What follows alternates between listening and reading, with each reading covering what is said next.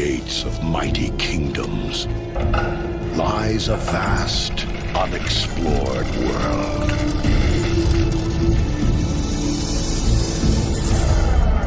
A world of honor.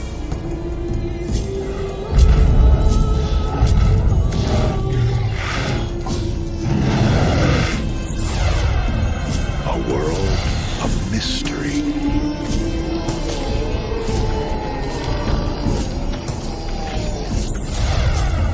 A world of danger.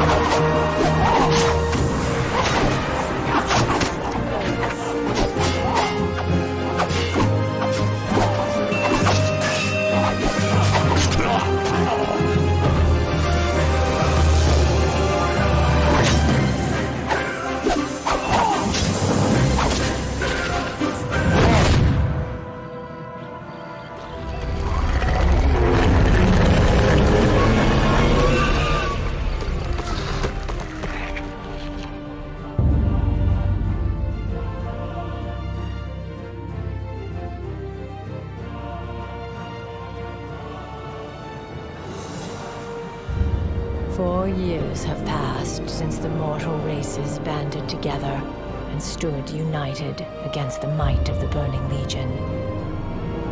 Though Azeroth was saved, the tenuous pact between the Horde and the Alliance has all but evaporated.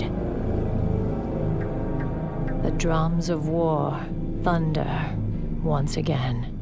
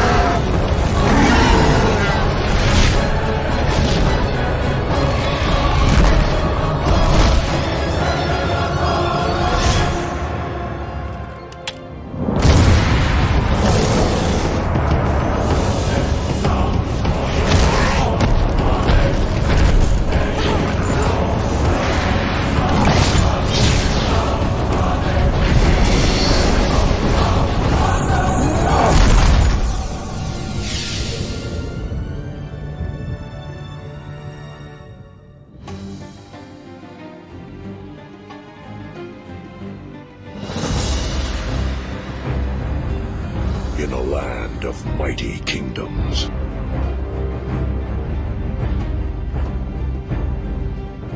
New threats emerge. Ancient alliances are reforged. And an unexplored world awaits.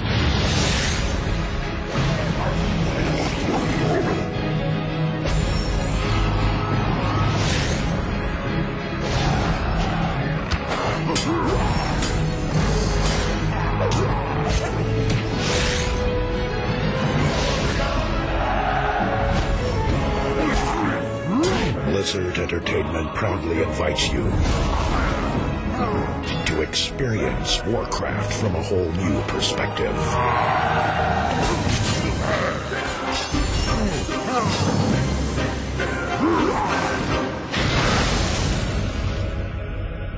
Stake your claim. Live the legend.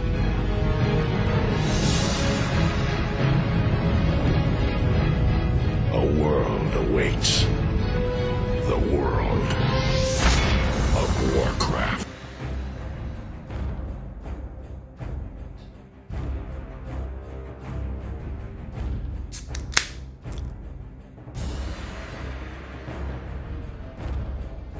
It's that time again, ladies and gentlemen. It's that time. It is April 17th, 2019. My name is Kargoz. Welcome to the stream. Welcome, my classic WoW family. Welcome, everybody. Another day closer. You know how it is. We got a good stream today planned. I'm going to be going over some new stuff.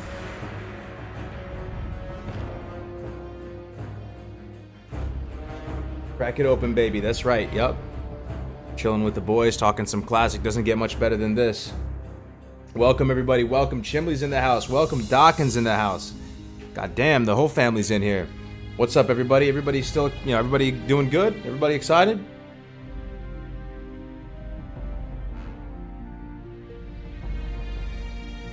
Just letting it fill a little bit. We'll get into it. Real quick, though. Infra's in here as well. What's up, Infra? Real quick, though, guys. Order Alliance. Go! One day closer to Classic. Yep, indeed, man, indeed. You think we're going to get a blue post tomorrow, Infra? I hope so, man. Let's hear it. Let's get some hype in the chat, man. Hoarder Alliance. If there's not more Horde players in here today, man, I'm gonna be upset.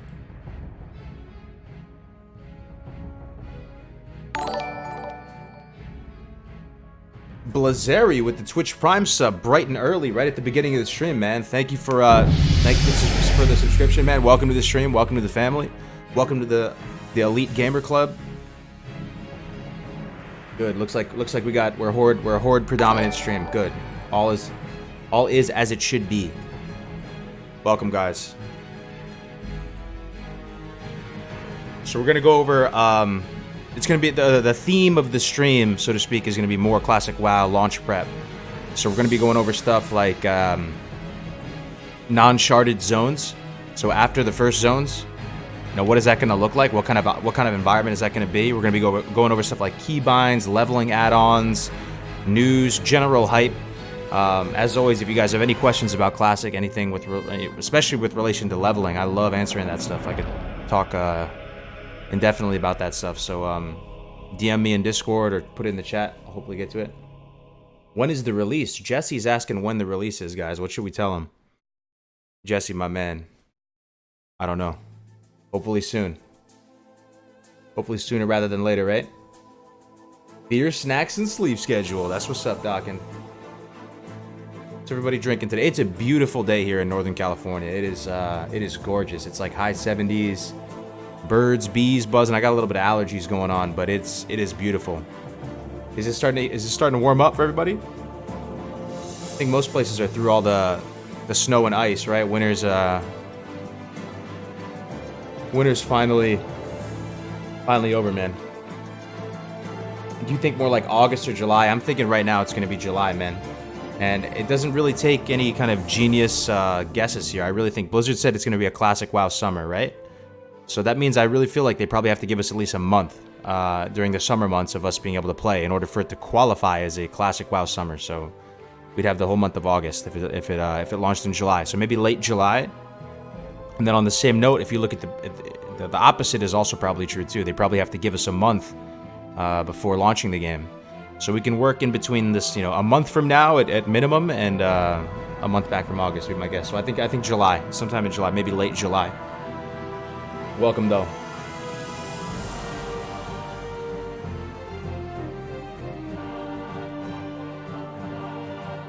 July 24th, July 6th, something like that. Yeah, I think something like that makes sense. So just to give you a little bit of taste, yeah, we're going to go through stuff like key bindings, add-ons, 5-man dungeon comps. We're going to talk about weapon progression, ability progression, physical shortcuts. There's a lot of shortcuts in Classic WoW to get from zone to zone. Stuff like the Wetlands run, being able to go from Alterac into WPL, the Westfall to Stranglethorn, stuff like this.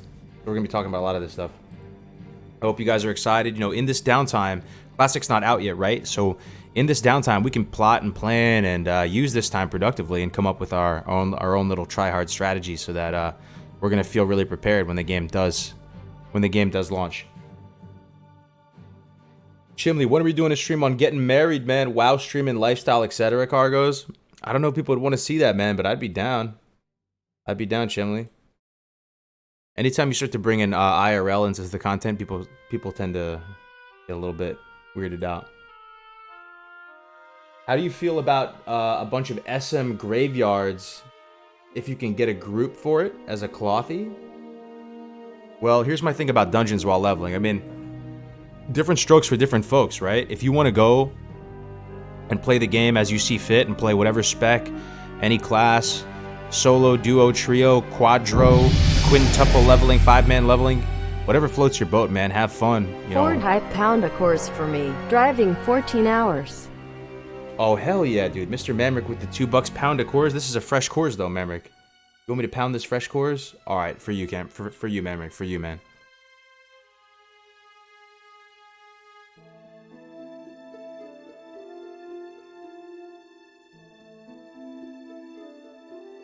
Almost there, dude. My college days are over. Long over.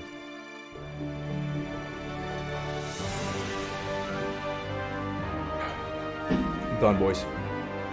We need more dots. We do need more dots, indeed. Thanks for the $2, buddy. Climb up Undercity to get to Scarlet Monastery? How does that work? That sounds interesting. Climb up Undercity to get to Scarlet Monastery, but they're not near each other. Scarlet Monastery is kind of like on the other side of Tirisfal. Oh, this is what I'll do. I'm going to bring the chat over here so I don't have to look all the way over there. Okay, perfect. Oh, got another Twitch Prime sub. My man. Smash. UGH Smash. Subscribe to Twitch Prime. Thank you. Twitch Prime. Thank you very much, man. Welcome to the channel. Welcome to the community. Alright, guys. So I hope everybody's doing good. We're going to start off. The first thing we'll bring up, first point of discussion, is I want to talk about the non-sharded zones at launch. So it's all but certain right now at this point that, sorry, beer burp. It's all but certain that when we roll out with Classic, we're going to be in a sharded environment, at least for the first couple weeks. That's what Blizzard said, right? For the first couple weeks, we're going to have, until the servers all stabilize and stuff, the first starting zones and probably Elwyn Forest, probably Durotar, probably Tirisfal Glades, probably Teldrassil, Dunmorrow. These will be sharded type environments, but and that's good and bad, right? Like, you have your leveling path, and what my gut tells me is there maybe be in the starting zone maybe 40 to 50 people in a shard, and then once you make your way out into Dunmorrow or the next little part right outside the starting zone, it might be a little bit larger. But my question to you guys is, have you guys been thinking about the idea that once you step out of Dunmorrow and you go into Loch Madan, or if you're on the, if you're a human, or we got another Twitch Prime sub. Stinky NA, subscribe with Twitch Prime, dude, welcome. Thank you very much, my man. Twitch Prime, those Twitch Primes. Or if you are, on the Horde side, if you're stepping into the Barrens, or if you're stepping into Silverpine, Dark Shore. What do you guys think, man? What do you guys think about that? Oh, music is too loud. Okay, thank you. Thank you, Infro. Okay, that should be better. Yo, morning. Hey, what's up? Iron Wolf, what's up, man? Welcome back. What do you guys think? So you're stepping into the Barrens. Is it going to be the type of thing where, you know, you just executed on your leveling plan really well, really efficiently? You just cleared out Duratar. You got your, you know, medallion quest done for the crocodiles. You finished off the whole Skull Rock quest line, you know, hidden enemies, Lieutenant's Insignia, all that. Everything is wrapped up nice. And you cross that bridge into the Barrens. Is it just gonna go wild on you? Is there just gonna be an explosion of people all around you? Another donation, dude. Chauncey Curley with the $2. Need to get small cans for those asking a pound on. That's a good point, man.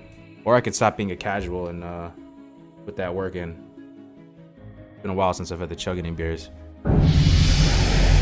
I'm so ready to play an unhealthy amount of WoW. Dude, I can echo that sentiment, small cans man. for those asking to pound one. Well, that's a hell of a statement right there. I'm so ready to play an unhealthy amount of WoW. I feel you, brother. I don't know what you guys think too, but I'm trying to get myself mentally and physically prepared to go harder than I ever have with any other game before. Like, if there ever was a time to go super hard, now is that time, right? A lot of us are getting a little bit older, and we don't have it in us as much, you know? When I was like 15, 16, I could stay up all night and just go into class the next day and be more or less kind of fine. Like, I'd be hurting a little bit, but there's no chance I could do that right now. Like, this 24-hour stream that I'm planning to do on launch, that could be the death of me, man. I may just drop dead right there. I've never even come close. Hey, is that Lazy Pockets? What's up, man? Lazy Pockets, Airman in the house, dude. Legend. What's up, Lazy? Yeah, Lazy's my man. Dude, this 24-hour stream might be the death of me, though.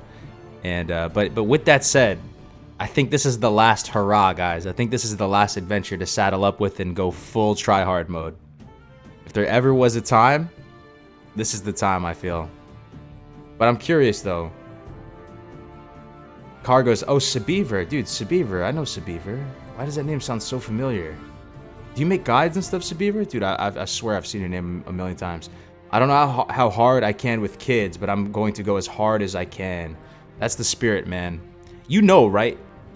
You know when you're pushing yourself. Everybody's got a different set of circumstances, but you know, even when you're at the gym or something like that, you know if you're hitting those last 2 reps where it really counts. Like, you know if you're pushing yourself.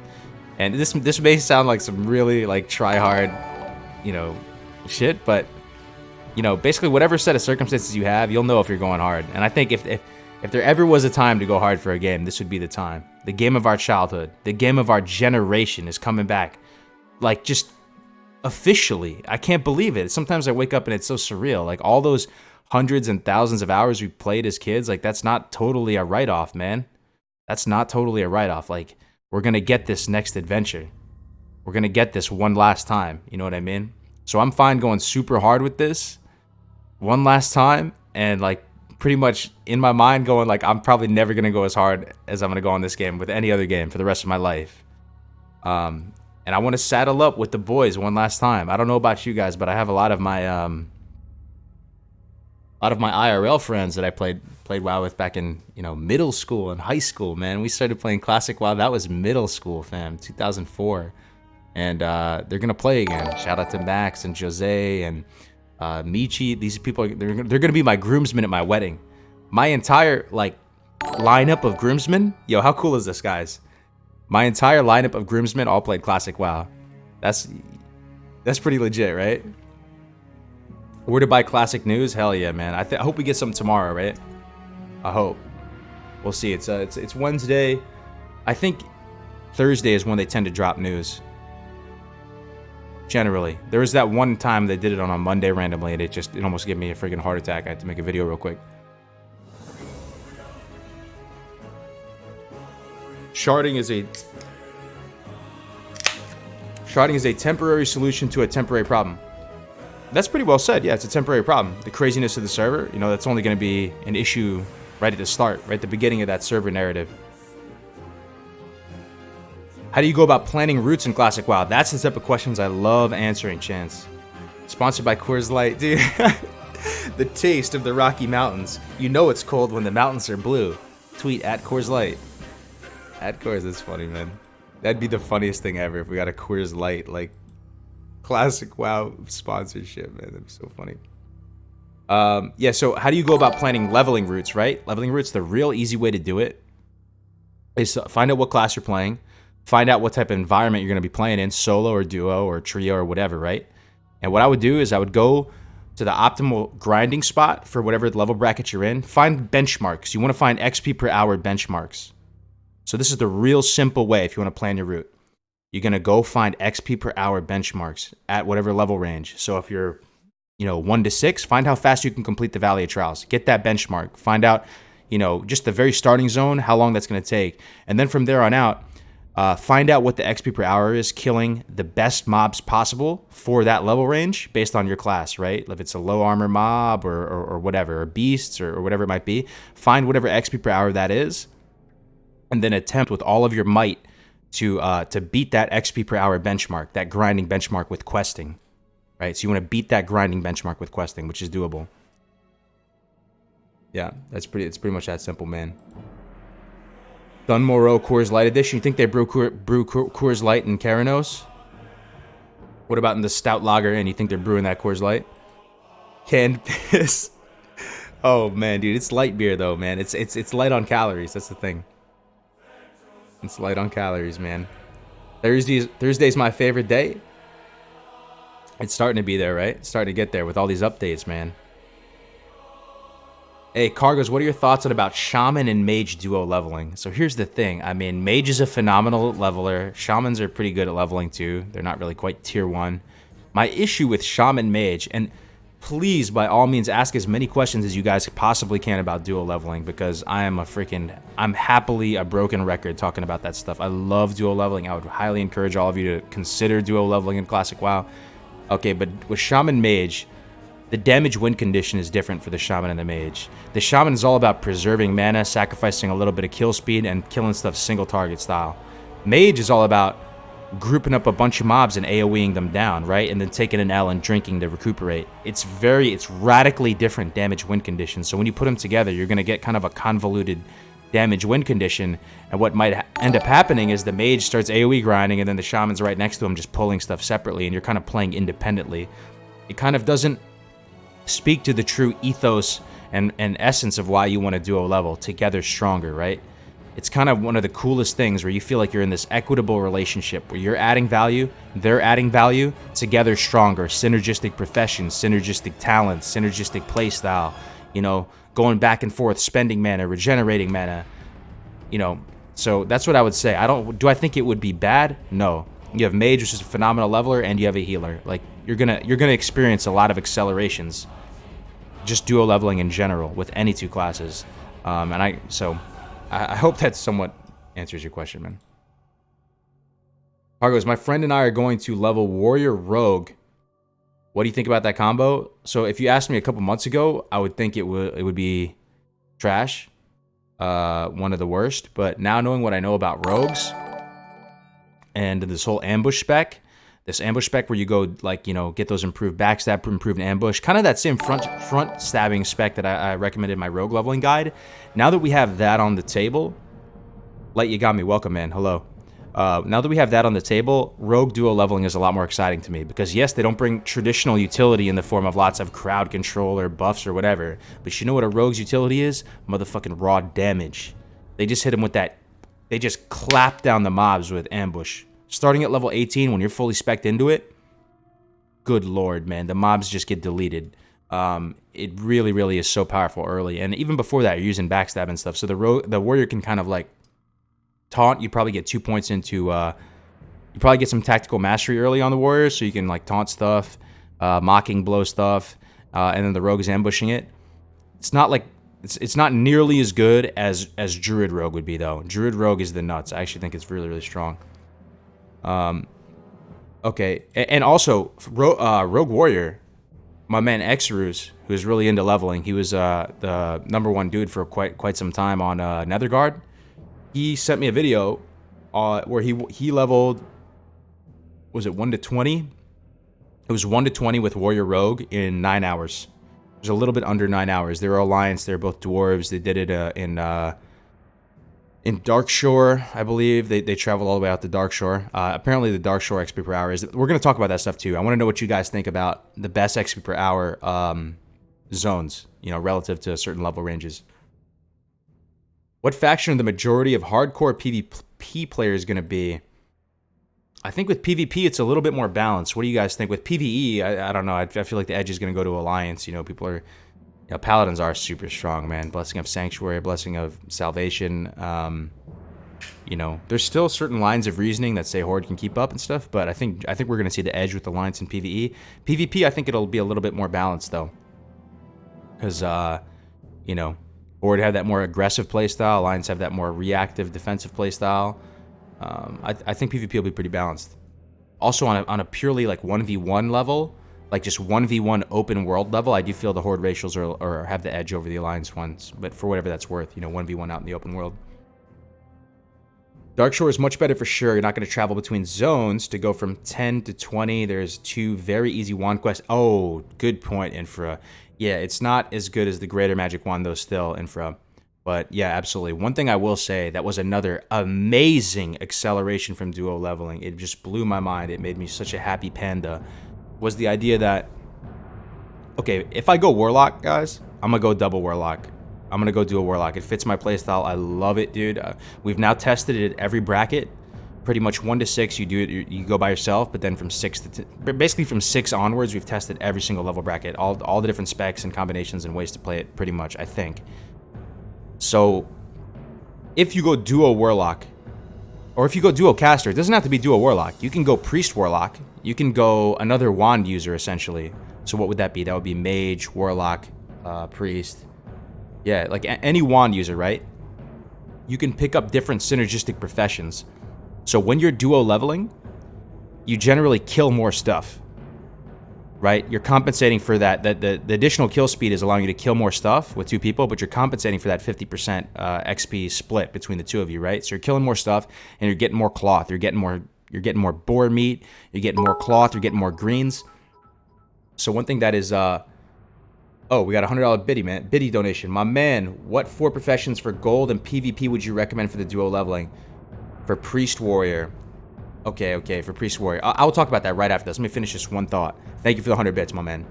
So if you go like enchanting tailoring on one Warlock and skinning leatherworking, it avoids that whole conundrum I had with my wand guide where like people were pretty hesitant of making a bank alt and getting up to level 5 and getting the professions.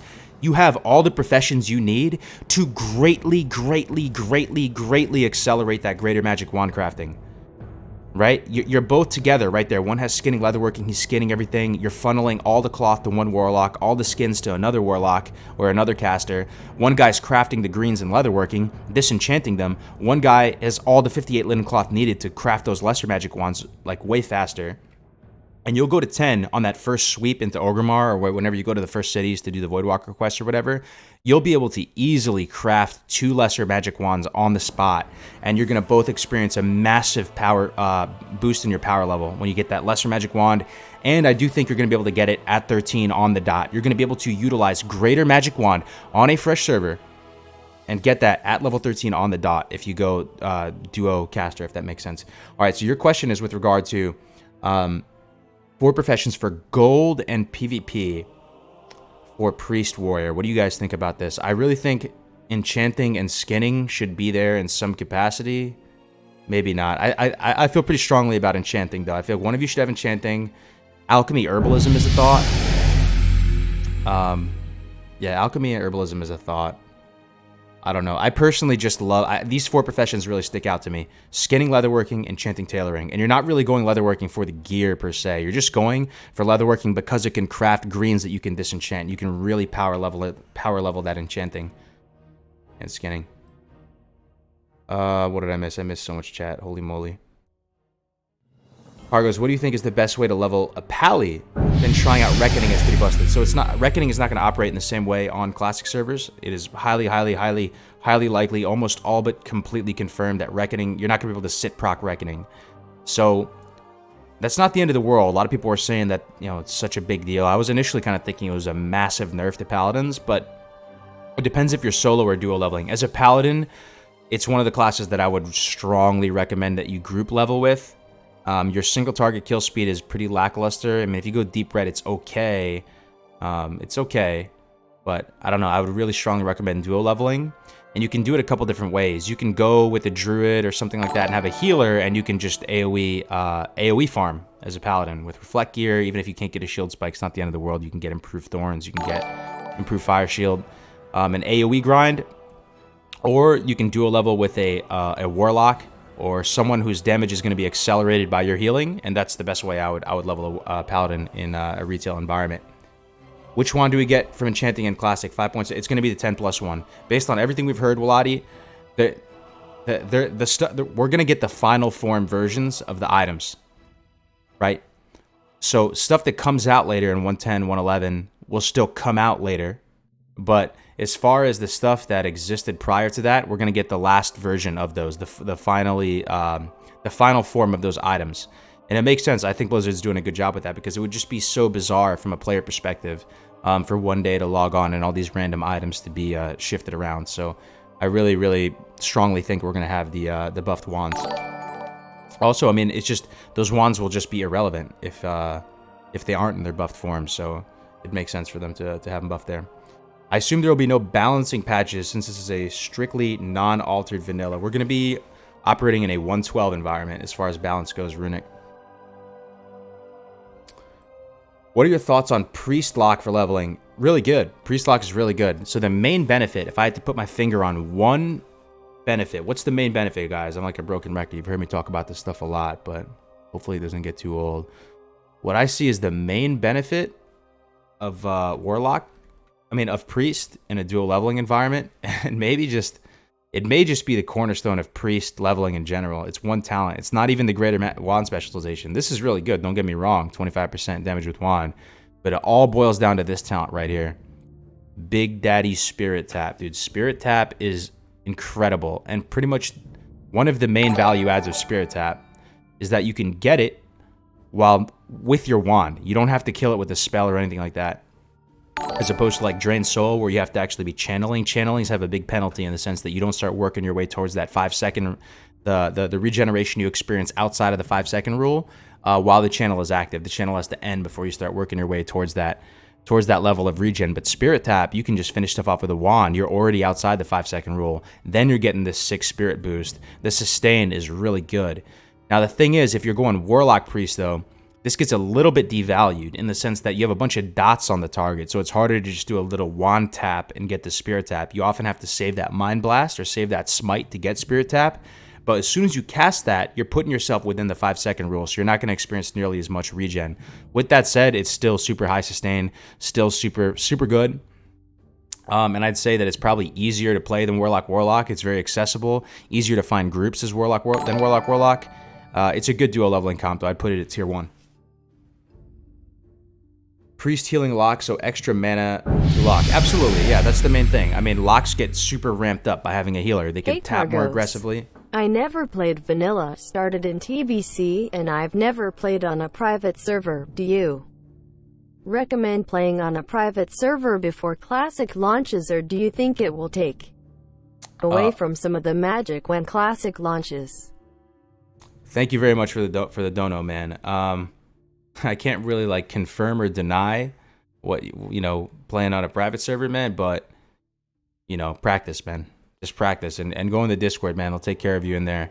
Thank you for the 5, bro. I appreciate it. And if you have any questions in particular about, what you want to play or leveling or anything like that, feel free to hit me up, man. I'll try and look out for you so I can help you out. Thank you for that, man, X. Kargoz, is blacksmithing a good option for duo melee leveling? Do items like Crescent Staff negate the usefulness of crafting your own weapons? Yeah, crafting your own weapons is kind of a meme unless I'm missing something. But you can get those sharpening stones, right? They have those stones that increase weapon damage a little bit, and those are kind of valuable. You can get them online like really early, and they don't cost very much.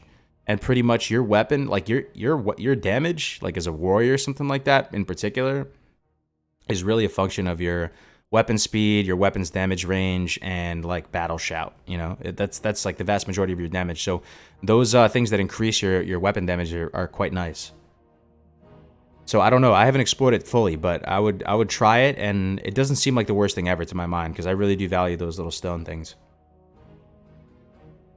Glimmering Mithril Insignia is insane, 30-second immunity to fear.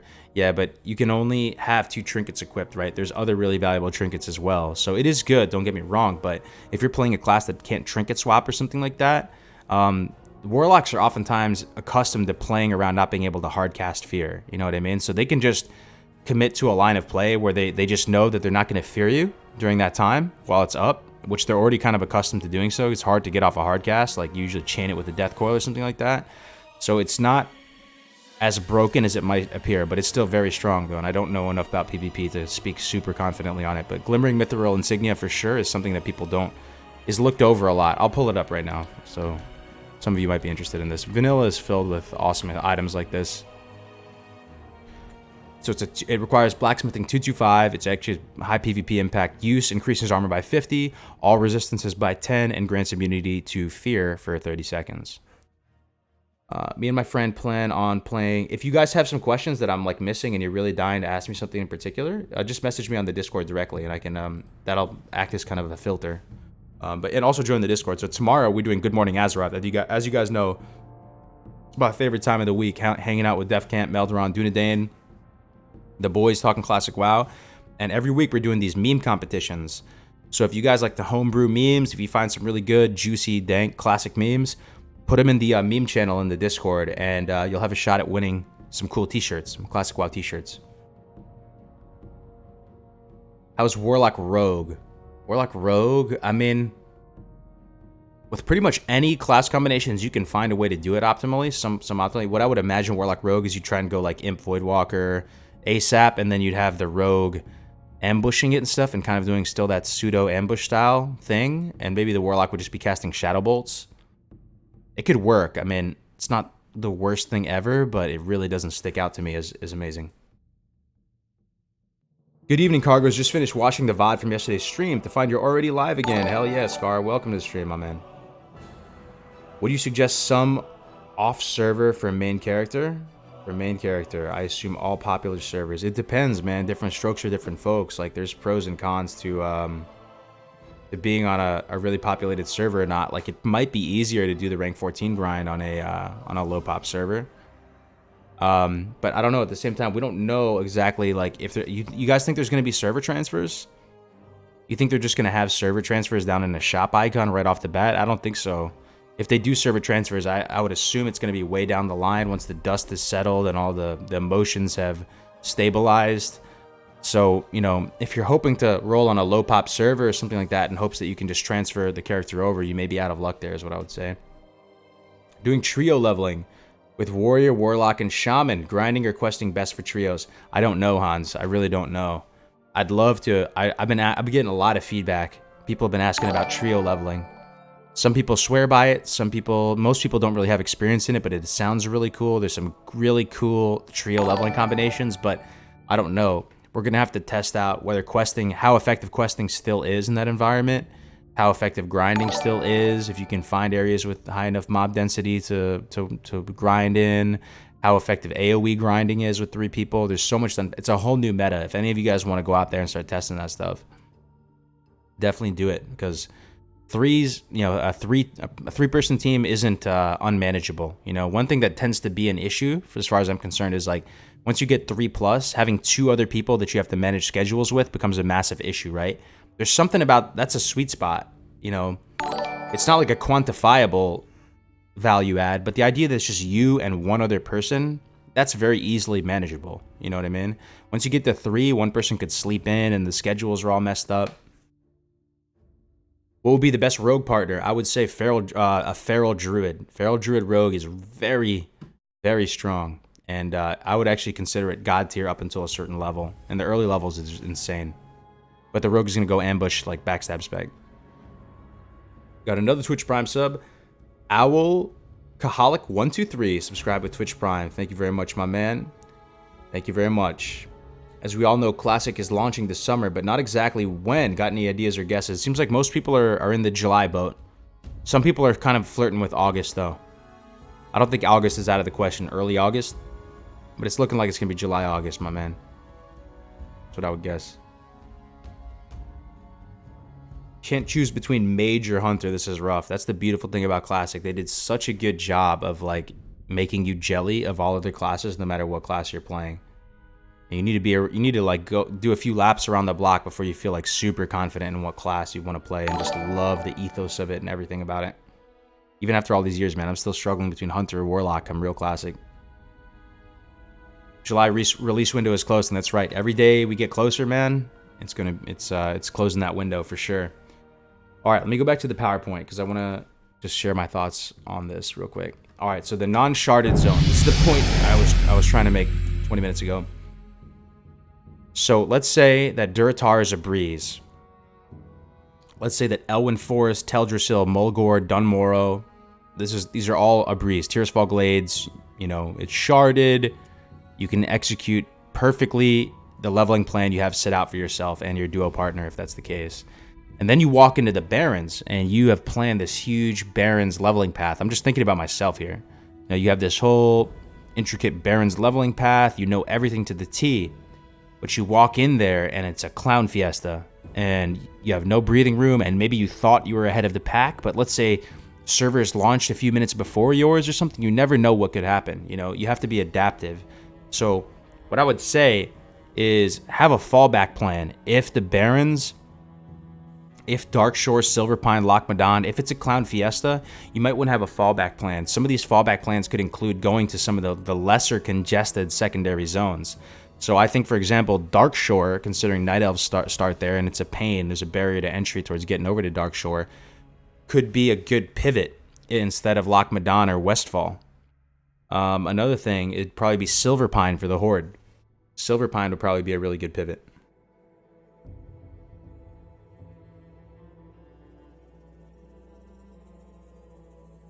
Hey, bro, thoughts on Soul String? What is Soul String? Let me see. Look it up. Right off the bat, I think that's a fast weapon, right? Isn't that a fast bow? Let's see.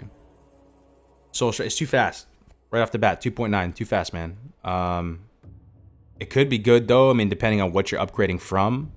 But where do you get this? 4 Horsemen? What is this? This is Nax? I don't know. Am I missing something here? I mean, I feel like Ashtrathul, even though it's BWO, would be better than this. Endgame bow versus Nerubian Slave Maker. I personally like Soul String for PvP and endgame because it's easier to weave more shots in. Interesting, man. I don't really have Nax experience. Vlad, you may have a better opinion on this than I do. But I think right off the bat, it's too fast. 2.9. What are some good low-level grinding areas that we could use as a fallback if zones are really crowded? It's a great question. So what I was getting at is, I'll go back to the PowerPoint, is you have a couple different lines of play. If the Barrens is super crowded, if wherever you're at is super crowded to the point where you can't execute on whatever plan you had set for yourself, be adaptive. This is what's going to set apart the really good levelers from just the normal average like pack levelers. You have a couple different options. One thing you can do is you can go, all right, guys, guild alert. It's not working out. Let's go kill elites. Let's go 5-man kill elites. Let's go do something like that and get our XP per hour up and kind of hedge. Maybe you just hedge against questing. You know, maybe it's too risky to try and execute on some questing path in a whole nother zone, and you go, let's compensate. Maybe we'll skip the whole starting quests in Barrens. Let's skip all those. Maybe we're strong enough to just go straight, you know, to another area, a deeper area. You can have to make judgment calls like that, or you can 5-man AoE grind if it's really that bad. Thing is, with the private servers, a lot of these private servers that launch have, you know, 10k people on them potentially, or 5k plus at least, and in that environment, it really is a clown fiesta on launch day. If it's 2.5k to 3k server pops come Classic, it may not be that big of a deal. I'm trying to visualize what the Barrens is going to look like on launch day. Is SM Cath a good grinding spot? Lots of dense elites? Oh, it could be, man. I mean, I don't think it's the optimal line of play, but if you had a really good group that could really benefit from a lot of the drops in SM, that's something I've done in the past before, just running SM a bunch of times for a bunch of guildies or whatever to get their sets. Hey, Kargoz, quick question. Has Def Camp quit YouTube? No, I don't think so, Roland. We've been streaming every week, man. He's doing more of the streaming. Melderon's doing more of the videos at this point. That's my understanding of it. It's going to be horrible no matter what. Yeah, I'm trying to like kind of get a sense of how horrible it's gonna be. I don't think it's. I mean, 2.5K to 3K. I mean, it depends. What if Blizzard says tomorrow? What if tomorrow we get an announcement and they go 5K servers? By the way, we're gonna have 5K. Is that unreasonable? Okay, let's do a straw poll, guys. Let's do a straw poll. I want to get your guesses on what. Not what you want. I don't want to know what you want because that's a different thing. What do you realistically think that we're gonna get out of for server pops is concerned? But don't type it. Just I'm gonna put a straw poll in and then just vote there. So we'll do.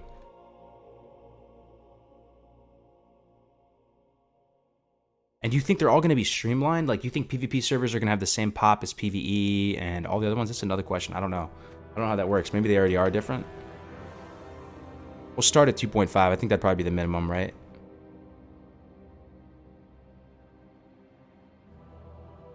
Okay, I'm gonna drop this straw poll in the chat per usual, guys. Let's get some engagement going in here. If you could be so kind as to humor me and share your opinion on this, it'd be really great. Again, the question is what size servers do you realistically anticipate we're gonna get? Not which ones that you want. So I want 2.5K. I want, honestly, the smallest possible. Now, I'm hoping 2.5K would still be large enough to accommodate, myself and all, my friends and people we're starting the guild with. I assume it should be no problem. But what do I realistically think we're gonna get? I think we'll probably get like 4K. I don't know. We will get what we got during vanilla. You think so, Nicholas? Well, but what did we get? I've been hearing a lot of different conflicting things on that. Some people were saying 3K, 3.5K. Some people have been saying 2.5K. I've never heard anyone say that we had over 5K during vanilla, though. I don't think that was the case. But I guess what I'm going to vote realistically... Realistic... Straw polls in the chat, guys, by the way, if you could be so kind. I think realistically we're going to get like 4K vote. All right, so 4K is not on top. So 5K. You think we're going to get 5K pop? Dude, 5K is still frustrating, man. 5K, like even Voldemort server right now, isn't that what it's at right now? 5K? I don't know if anyone's playing over there right now, but I think it's 5, 6K on Voldemort, and it still feels painful, man, like pretty painful. But maybe that's a good thing, trying to level in the PvP zones. When they sold the old servers on auction, it was 4K max. Imagine 2.5K pop on a streamer server. Yeah, I feel you. Maybe that's partially a reason why they'd increase the server pop. I don't know, man. Or the server cap, right? Because like someone like Asmongold streaming, he's going to have orders of magnitude more people watching him than allowed on the server at any given time. And that's kind of insane. Just increase the spawn rates. Yeah, that's dynamic. That's dynamic respawn, what you're talking about. I don't want to see any dynamic respawns. I hope that they set the server pop at a level where we don't have to deal with dynamic respawns. I don't mind sharding for the first week or two. It makes sense. You want to have these people have a good, good taste of Classic and have a good start and be able to get their bearings and stuff. Doesn't bother me so much, but dynamic respawns would bother me a bit more, I think. Maybe they'll have different servers with different caps. Do you think they will merge servers? I think they will definitely merge servers. That's kind of the circle of life with servers. Like they launch, they go about their way. Eventually, it falls off. People crave fresh. They want to do the content over again. Server gets small enough, you consolidate it. That's kind of just the the circle of life. The game needs to not be balanced around streams. I agree. I mean, I don't know what you guys think, man. I'd like a small server. I want to be able to see someone out in the open world and remember their name, and to actually have to be nice to people to get people to help me with quests, Like, what if there's, you have to go do your whirlwind axe as a warrior, Like, you have to be super polite, ask super, kind, be super kind to people, and like, really be thankful of their time, appreciative of their time. You're going to remember those people that helped you out to get that quest on. 3-4K is reasonable. Yeah. I mean, if they did 3.5K to 4K, I wouldn't be upset. I don't think I'd be upset, man. 4K is fine. I just think like 5K plus, man, you start to get a lot of the same problems of the private servers. You expect 80% of the players to drop in 30 days. Ooh, man, that's a savage comment right there. You think 80% of people are going to stop playing Classic after 30 days? The good news on that front is we can kind of control that a little bit. I think if we're really good WoW ambassadors, we show people the ropes. We have really fun, you know, community events, and we show people all the reasons, like, why, you know, why Classic WoW is awesome. Hopefully we can mitigate, you know, we can work against, you know, that statistic, right, and try and keep more people. 80%. Agree with 80%? Damn. So you guys think there's going to be a sick drop-off, huh? I sure hope not. I mean, if I had to guess, man, maybe... oh, man. Maybe I'm crazy, but I'd say like 40% of the people are going to drop. I'm kind of on the other end. I don't think the majority is going to drop. I do believe that in 2019, the games industry is ripe for disruption. I think people are going to... I think people are going to potentially see value in Classic WoW if we do, you know, if we come together as a community, right? I wish I had to restart the music back to the epic hype music, because that's how I feel about this, man. Like, I think that right now, like, yeah, we've been in this environment with instant gratification. We've been in this environment with not really being provided a challenge, and just this like sensory overload type thing. I'm hoping that the pacing of Classic WoW, the community of Classic WoW, can inspire people and kind of make some kind of difference. We'll see. 80% isn't out of the realm of possibility, but I agree about 40-50. Yeah, I'd say maybe on the highest end. I could see it happening. I mean, man, if Classic WoW had a disastrous launch, though, imagine if some Diablo 3 type shit happened with Classic WoW and they scuffed the launch. Ooh, man, that would be rough, dude. That would be rough. It's possible, man, that a lot of people would stop. I sure hope that doesn't happen. That's like nightmare stuff. I don't think Classic WoW will be huge at all, but I don't care about it being huge. I just care about being able to play a solid product for 250 to 500k to play. Yeah, right on, man. That's true. That's true. Like, do we necessarily want Classic WoW to be like the Fortnite of the world? Probably not. Do you prefer Battlegrounds being server only or cross-realm? I mean, that's one of those things where you had both during Real Vanilla. They had non-cross-realm Battlegrounds for the majority of Vanilla. They introduced cross-realm towards the end. I think that's in Blizzard's like wheelhouse for them to say no cross-realm. And I still think it would be like no changes. What do you guys think about that? Because, yeah, I mean, do you guys really want cross-realm? Okay, so I've heard, the best argument I've heard for having cross-realm out of all the arguments was that it allows people who just want to queue BGs and play against other people and you know, have a good time. It's more conducive to them because they're not just going to be getting farmed by pre-mades all the time. So when you have this cross-realm BGs, you have a more robust and active PvP community of people who are just playing somewhat casually. That seems like a good thing, right? I mean, do we want PvP to be like exclusively high-level pre-mades playing each other? Or do we want a little bit more of a variety? That seems like an interesting thought. I wasn't thinking about that. On the plus sides, though, the plus side of having static server-only BGs is that you remember people. You know, you remember the different names and specs. You can build more of a reputation. People get to know you. They know your playstyle. It creates more exciting PvP action, IMO. Wouldn't mind cross-realm BGs if there are battle groups. I think that's the way they had it. Yeah, they had battle groups, man. It helps stop Q dodging. That's true, man. I watched that video from OG Haptics a few months ago. He was saying this is going to kill, you know, DOA, Classic WoW PvP. The idea that you can do that kind of like match fixing. Okay, that it's growing on me a little bit, the idea of battle groups. It's growing on me. It might be for the best to have battle groups. Maybe small battle groups, though. I mean, that's within their control, right? Like, they didn't have to go super big battle groups and tons of them. They could maybe just do a couple. Maybe that's the sweet spot. How hard do you have to know life to get Grand Marshal? I think it'll be much easier to get it on official Classic than on private servers, right? I mean, like on these private servers, like there's no off time. There's people of all different cultures and countries breaking the brackets at all times. And if people don't want to play ball and they want to keep breaking the brackets, rip your life, man. You're going to have to grind harder and harder. Like, the grind to get bracket 1 doesn't have to be that crazy if you assert dominance on a small server and you show you're the best and everyone's playing ball and they're like, all right, these guys are it. Like, you know, the grind doesn't have to be that crazy. You don't have to get that 2 mil honor cap.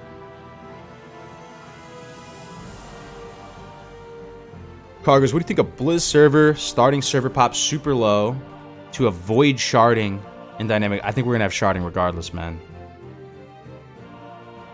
I think that that's just gonna be the case. Like super low and then kind of phasing them into each other, though. I could see where you're going with it. I just don't think Blizzard's gonna do it, man. So.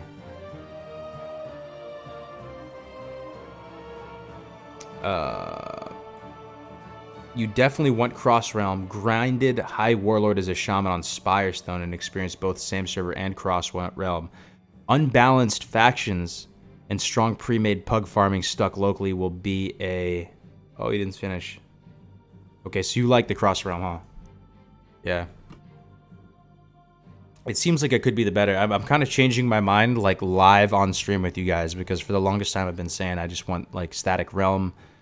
I just think I enjoy it. It's kind of a selfish reason. Like, I like being able to queue up a PG and people to, like, know it's me, you know, like, and have, like, a little rival on the other faction and to always see them and stuff, but I see. Do you expect sharding in the 10 to 20s? No, I don't expect that. I think it's just going to be for the starting zones. So, like, Elwyn, Dunmorrow, and you make your... But that's what we've been talking about, though. You see this on the screen, like, what people's plan. I just think it's important. TLDR for this slide, have a fallback plan. Have something in your back pocket in case it's a Clown Fiesta out in those secondary zones.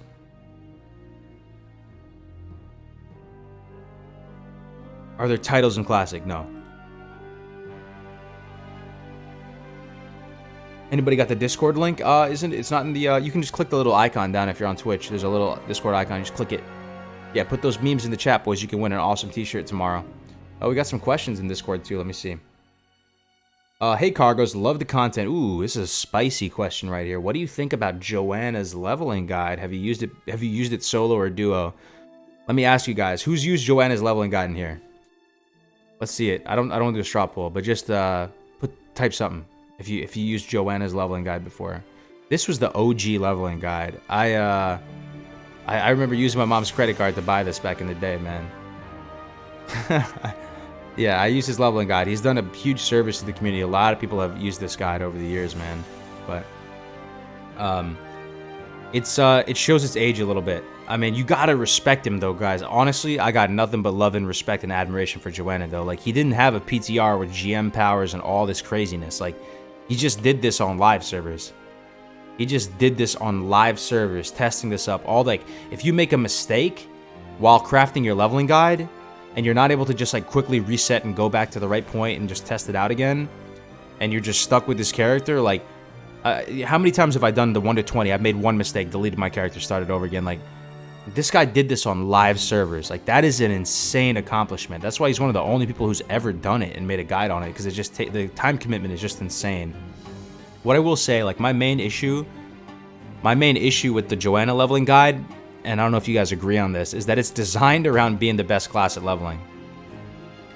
It's designed around being a hunter, and also I think duo leveling is the most optimal line of play at this point. So I don't know, like. A warrior would have much more of an issue following the guide comparatively to a hunter, a solo warrior, and that's one of the potential issues of it. Why do you guys want to invest so much time into WoW Classic? Philip Gerard, that's a good, honest question, man. Why do we want to invest so much time into WoW Classic? Me personally, because it's the game that defined my childhood. It's the game that I spent the most amount of hours in. It's the game that played a big role in shaping me into the man I am today. It's super fun. Even not even thinking about the nostalgic reasons or the historical reasons. The game is just good. The game is just good. Mechanically, it's good. Like, it's fun. It's exciting. The items, the consumables, the classes are unique and diverse with different class fantasy. It's the best game ever made, man. When's it coming out, Classy Cow? If I had that answer, man, I would be through the roof right now. I don't know. I've never played a game that I think about 14 years later, other than WoW. 14 years later. That's true, man. I mean, what's number 2 for you guys? What's the number 2 game behind WoW? I assume most of you, I mean, WoW is best in slot, right? I mean, what game is better than WoW? I mean, people take breaks from WoW and have hiatuses from WoW. You'll almost break up with WoW for a little bit. People will be like, I'm quitting. You ever do that before? I'm quitting WoW. I'm done. I'm out. And then you come back, man. Like, I personally never did that, honestly. I always said That's one thing I'm proud of. I always said I'm just gonna take a hiatus from the game. I never said I'm like gonna quit. But I've had friends, lots of friends who are like, I'm done, I'm out. You know, fuck this game, I'm quitting. You know, and then they come back, man. Like, WoW does something special to you, man. So yeah, I mean, the closest to me would be the Halo franchise. I love the Halo franchise. Minesweeper, dude. Shout out to Minesweeper, one of the first PC games. I think for a lot of people though, the people that WoW really resonated with and it really hit home with are the people where it was their first MMO. For me, it was really my first MMO. I remember dabbling a little bit in that Final Fantasy game on PS2 that came out a long time ago. And I think I watched my buddy Chris play EverQuest for a little while on whatever console it was. It wasn't even on PC. I'm pretty sure it was on a console. But WoW was my first real MMO. And I think for people in that same category, it really hit hard, man. Like, you know, to some of the people who are really experienced playing MMOs, from my understanding, is that WoW was kind of like casual compared to other MMOs, which is like crazy for me to think about. I mean, I never played these other games, but apparently it was kind of casual and it was accessible and it was like, you know, something that everyone could enjoy. D&D, including all games. Ooh, I didn't think about it like that. So you're saying like just games in general. If you're thinking games in general, Magic the Gathering is up there for me, man. I love Magic the Gathering. Kargoz, with a high population start, is it worth getting level 10 with only exploring and FedEx quests? In a sharded environment, I don't think exploration leveling is going to be worth it. But what could happen, though, man, to be honest, is like, let's say you get to the Barrens, right? It's a clown fiesta. It's people everywhere. You can't execute your leveling plan. You're not ahead of the pack. You thought you were ahead of the pack. You're not ahead of the pack. Something happened. You got food poisoning. You log on 2 days later. The pack is ahead of you. And it's a clown fiesta everywhere you look. What you could do is you could pivot and you could go with 5 people and go to another area and start, you know, do exploration leveling, just in the sense to get over to another area that's less populated and start grinding over there, picking up all the flight paths en route. Magic and Yu-Gi-Oh! Played MTG since 96, bro. I'm mad I still don't have my cards, man. I think my mom threw out my binders a long time ago. I'm still mad about that. In my Warhammer too, guys. If anybody played Warhammer, I took so much pride in my Warhammer paintings, all my little orc guys. I took so much pride in that, and those are gone, man. I had them all nice in a case. Let me grab another beer, though. 1 second. I'll be right back. 20 seconds.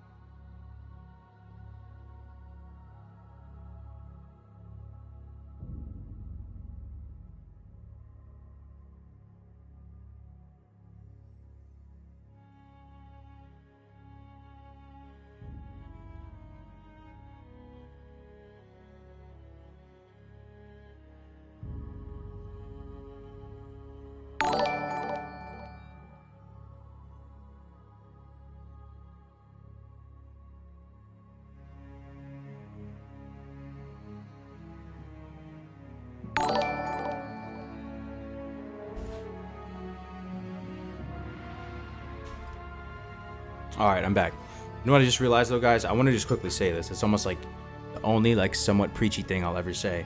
I think this is kind of the point of my channel and kind of almost like the point of my life at this point. Because I don't feel too passionate about a lot of other, like, social issues or whatever, but I do think it's kind of important that you don't really sell out that child, that inner child, right?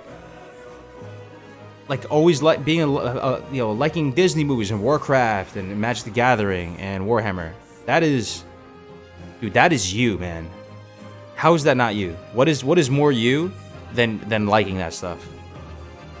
You know, maybe some people do really grow out of it. Maybe that's true, but that is like the purest, like, essence of you, like, of just like passion and enthusiasm and stuff.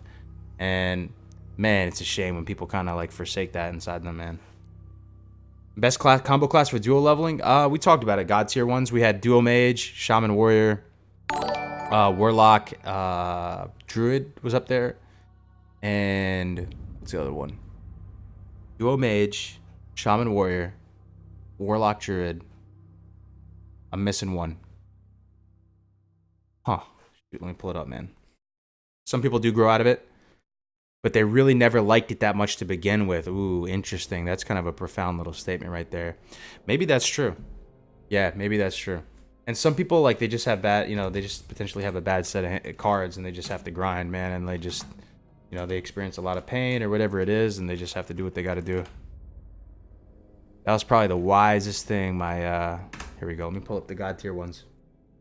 My dad ever told me. He said, anytime you're mad at somebody, anytime, you know, anybody get mad when they're driving? I get mad when I'm driving. I don't know why. It's like kind of like a retarded aspect to me. Like, you know, someone does something dangerous, like, man, you get so mad. But anytime someone's really making you mad, just remember that they're fighting their own great battles too. Everybody, doesn't matter. Rich, poor, you're all fighting your own big battles. Everybody's going through some shit. Nobody's not going through some shit. All right, dual leveling, God tier. I'm right here. Okay, so Paladin, Warlock, Druid, Warlock, Warrior, Shaman, and maybe that's it. That is 4. Okay, yeah, those are all 4. And then we had strong comps to Druid, Shaman. Druid Shaman's a really fun one, though, guys. You should try that. That's a really good one. All right.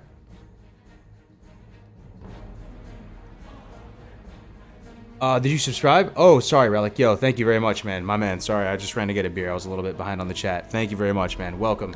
Welcome. A million thank yous, bro. Appreciate it, my man. I'm duo leveling with my buddy who is playing a Warlock. I want to level a Rogue and Mage. Okay, you want to level a Rogue and Mage. What do you think would be better to duo level with a Warlock? Probably Mage, dude. I think Mage Warlock wouldn't be bad, man. Honestly, Mage Warlock, you could just do the AoE grinding normally that a Mage would do, but you're throwing a Rain of Fire on top of it. Only bad thing about that, though, is Rain of Fire. Let me look up Rain of Fire. You don't get a lot of Rain of Fire ranks. That's like the biggest downside of it. When you get it at 20, it's sick. Like, Rain of Fire is really good. But then I think you don't get another rank until, like... Look at that. Look at that. Can you guys see that on stream? Let me see. Lock Mage. Yeah, it's not bad. I mean, I would rather go Arcane Mage and one Frost Mage, but there are some advantages of having Lock Mage. But can you see this Rain of Fire? Yeah, you can see it, right? All right, so you get one rank at 20, then 34, then 46, dude. That's like a real big gap, dude. There's 14 levels before you get another rank of Rain of Fire. So pretty much with Paladin Warlock, it's not a big deal because you can start Hellfiring in that interim period. But if you were to Mage Warlock, your damage would be like really light for a while, man, compared to the Mage. Probably be mana efficient, though. Okay. Back over to the PowerPoint. Okay, we can talk about keybinds now. That's something I want to start transitioning to. That mana battery build might be good for Rain of Fire. Yeah. I could totally see that, man. The Destro talents don't really increase your damage that much. It might seem like it. There's a lot of talents that pertain to Rain of Fire and Hellfire in Destro, but that stuff is not really that much of a factor. Like, you're not really getting pushback on your spells, and the stun thing is secretly bad. Like, it doesn't give a chance to stun per tick. It's per cast. So that's another thing. Let me propose another potential god tier. Hunter Druid. Yeah, that's probably my favorite Hunter duo. Yeah, I think it's good. I don't think it's god tier, though, just in the sense that the classes don't benefit a tremendous amount from having each other there. Does that make sense?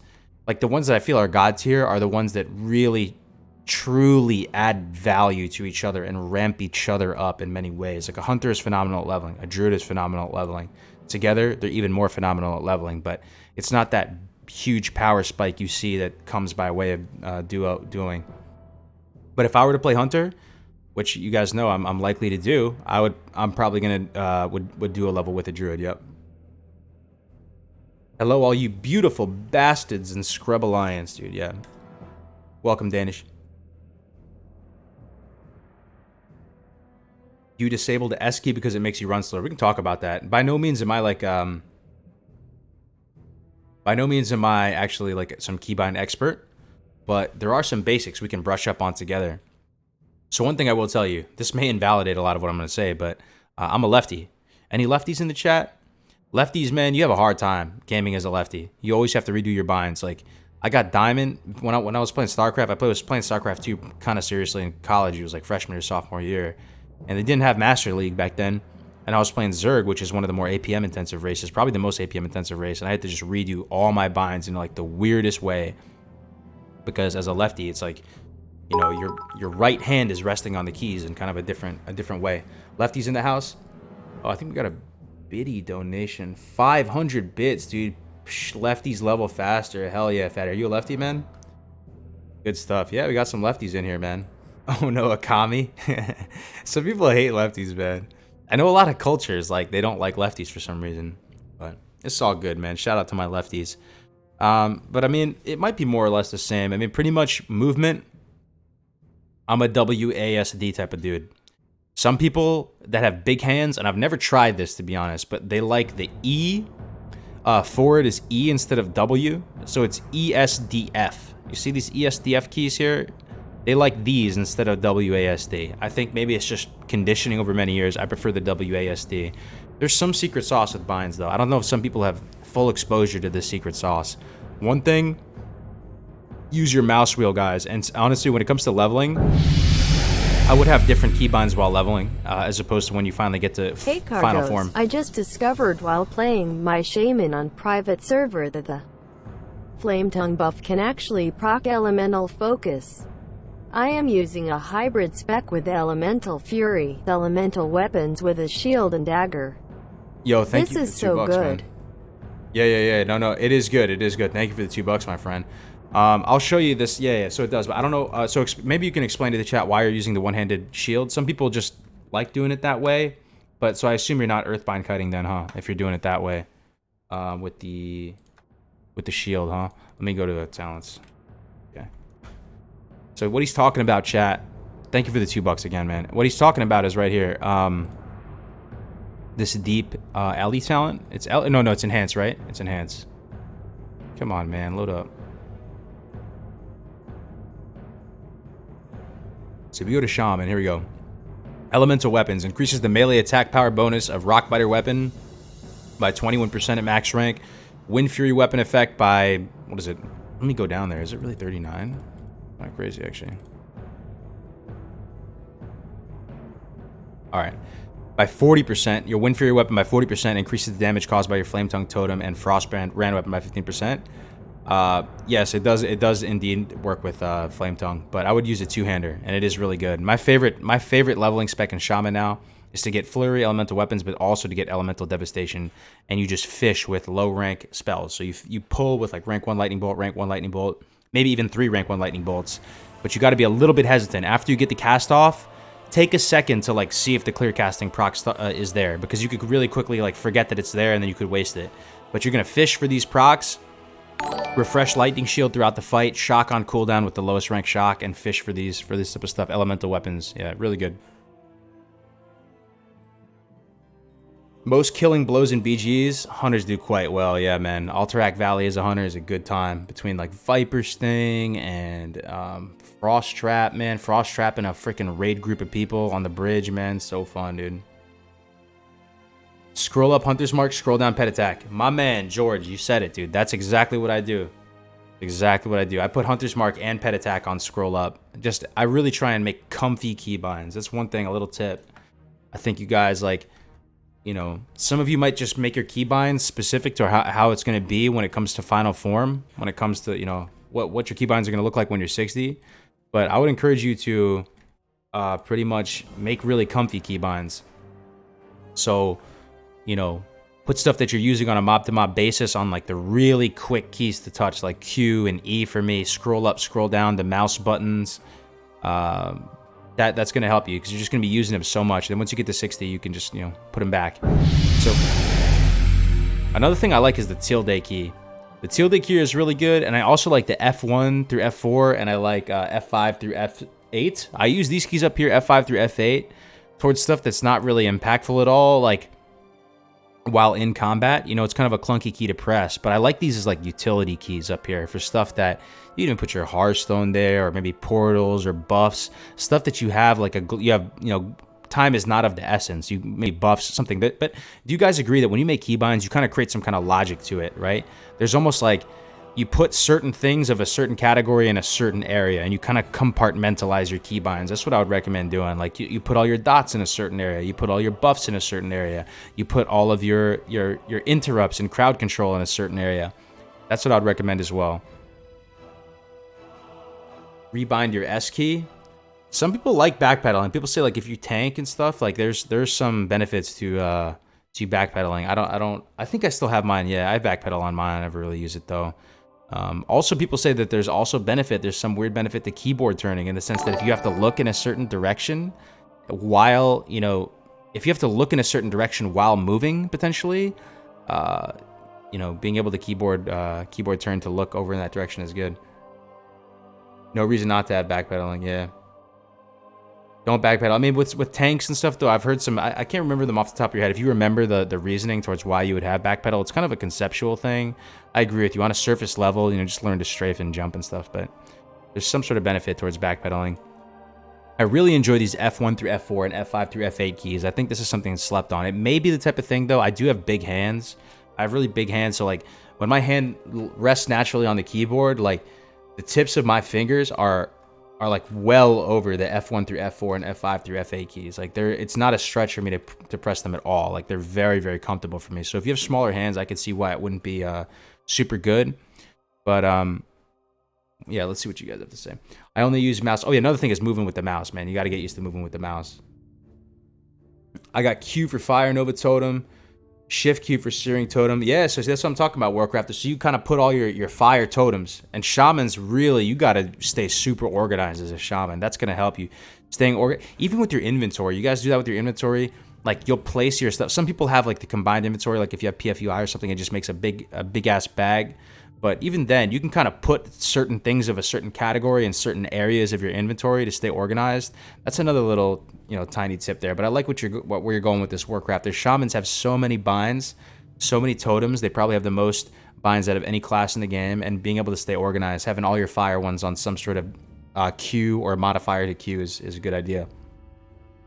Backpedaling is good for tanking. That's what I keep hearing. Why is that, though, for the life of me? I mean, I'd be curious to get a little explanation there if you don't mind, Melvin. Spum154 with the Twitch Prime sub. Welcome to the channel, my friend. Welcome, dude. Thank you very much for joining our ranks.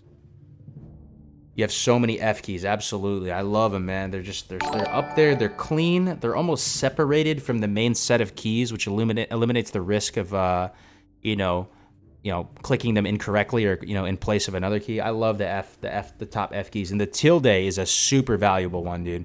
Tilde, if you don't know what I'm talking about, is the one to the left of 1. This one right here. Awesome, awesome key. Man, control tilde, control tilde, shift tilde, alt tilde. That's one thing I didn't really talk about. So having modifiers for these buttons are essentially allowing you to double dip and get more value out of these really convenient keybinds. So you can set stuff 1 through 5. I pretty much have 1 through 5, control 1 through 5, alt 1 through 5, shift 1 through 5. But I also have the same thing with tilde. I have control F1 through F4, shift F1 through F4, alt F1 through F4. You move around. I strafe with A and D, right? I strafe with A and D. Yeah, I actually use Q and E as keybind keys. Some people would disagree with that, but I like Q and E, a very, very agile keybind that you can click at a moment's notice. You always want to put the time-sensitive stuff, like maybe counter spells, stuff that you need to get off like instantly, like grounding totem, tremor totem, stuff that you have a very limited time frame to get value from on the really, really accessible keys, if that makes sense. Alt S for backpedal. Oh, interesting, yeah. Tanks should keep backpedal because they need to make sure nobody gets cleaved, and pulling bosses or mobs backwards funnels them closest to you. Interesting. Okay, cool. Yeah, so yeah, definitely, yeah, so you wouldn't really want to unbind backpedal. Definitely keep that on there if there's some great use case for it. Also, another thing too, like, if you guys know, if you turn your back to a mob, you can get dazed, and it can slow you down. So, you know, in some situations, maybe that could be good. Alt F4, best keybind, trust me. Yeah, dude, trust them, dude. You guys should try it out, dude. Alt F4. I remember back in the day, you guys remember when people used to, like, meme each other in chat and tell people, like, you know, press Alt F4 for this or some other weird, like, crazy keyboard combination, and it would be a shortcut for, like, closing your game. The good times. Kargoz, you need backpedaling for next. Ramos is the tank. Sweet. Some use ASD for binds. And some use QUE for movement. Yeah, I could see that. Different strokes for different folks. I mean, the one thing that I heard about only recently when doing a little research for this stream is the whole ESDF thing. I'm kind of thinking that could be good. It would be so hard, though, at this point to try and override all the muscle memory from all the years. Do you think it's possible, guys, to do it? I do think this seems better to me. ESDF, so moving with these keys right here, that does seem really good, but I don't know if I could train myself to do that at this point. Slash camp still works sometimes if your target is in a city. Yeah. All right. We got some more. I'll answer some of these Discord messages. We got a lot of good Discord messages here. Okay, the bigger question is that can servers handle the 40 versus 40 raid clashes anymore since they can't even handle 20 versus 20 at the moment on retail servers? Is that true? Do the retail servers, they start to, like, you know, glitch out once you have 20 versus 20 battles? I have no idea. I haven't played BFA in a minute. I think it'll be no problem. Yeah, like Ungoro and you know, Dire Maul fights and Blackrock Mountain fights. Yeah, it should be fine, man. All right. Yeah, if you guys have any specific questions for me, you can just DM me on the Discord. I'll be happy to answer stuff. Hey, Kargoz, I'm trying to find someone to duo level with me at my pace. Maybe in the Discord there could be a channel. That is a great thing to say, Buff Daddy. Yes, I really want to create resources to help the community duo level, whether it just be a channel in Discord or whatever. Because the thing is, too, is it doesn't have to be the type of thing where you go all the way to 60 with someone. I think the mindset is important. Like, if you know that duo leveling is not inefficient, how much more likely are you going to be to duo level and message the guy next to you and say, hey, man, do you want to, like, you know, work together for a little bit? I think much more likely, right? So I think just having the mentality of duo leveling, being an efficient line of play, and knowing that you can be together stronger, and knowing what classes to look out for that are going to synergize with your class and spec, I think that's valuable too. But I really do want to create resources as well to help people duo level, Buff Daddy. All right, next question. I just want to let you know that Flame Tongue buff procs clear casting? No, dude. No way. No way, dude. You're kidding me, right? There's no way that works. Flame Tongue? You're saying the weapon Flame Tongue buff procs clear casting. Okay, I'm gonna have to try that like immediately after the stream. Thank you for sharing that, F bro. That's sick. That's sick, man. I'm a big Rockbiter person. Some people like Wind Fury, but I'm a Rockbiter guy. I don't like the overkill of Wind Fury. I don't like rolling the dice every swing. I had a thought earlier. Ned just messaged me. Had a thought earlier. Not really sure how to explain it. Do you think the community aspect might feel different to how it did due to there being less noobs? I think we're going to see a lot of noobs. What do you guys think? You think we're going to be free of noobs? I don't think so, man. I think people in the chat right now, believe it or not, we're probably like the 5% of the player base that's going to go in there high speed. I think if we're really talking millions of players, I mean, how many people are really into Classic WoW at this point? You know, we drink the Kool-Aid a lot, you know, but I don't know if it's that many people at this point. If we're really talking millions of people, Classic WoW is such a sophisticated game, man. Like, we're going to have a ton of noobs do it. But I feel you, Ned. It won't be quite the same. We're never going to be able to recreate the exact same vanilla experience in 2004. I mean, I can't even imagine, you know. But I think there's a chance, though, Ned, that this time around we'll make it even better. Real talk. I think a lot of us now appreciate community more. We have another point of reference to see what games could be, like other MMOs, how they've played out and what happens when things are too instant gratification, what happens when you get too much quality of life. I think there's a chance, Ned, that we're going to have more fun and have a better gaming experience this time around. It's possible. Thanks for the message, though. All right. 4% of the population back then completed BWL. 4% of the population? Wow. That is insane, dude. So what is it for Nax? Like 1%? Like less than 1%? I guess I have heard that before, right? People have said that before. Less than 1% completed Nax. It makes sense. All right, let me see what you guys said on YouTube.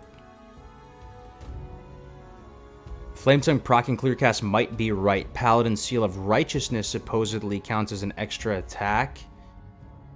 Does it? I guess so, right? Because it works with Reckoning, Seal of Righteousness, but that could not be Blizz-like. I think the seals are like historically pretty wonky. Paladin seals, a lot of paladins are like really anxious to see how the seals are gonna work. Seal of Caban, Seal of Righteousness, Seal of the Crusader. Poor Seal of the Crusader, man. Seal of the Crusader has been so scuffed on so many servers.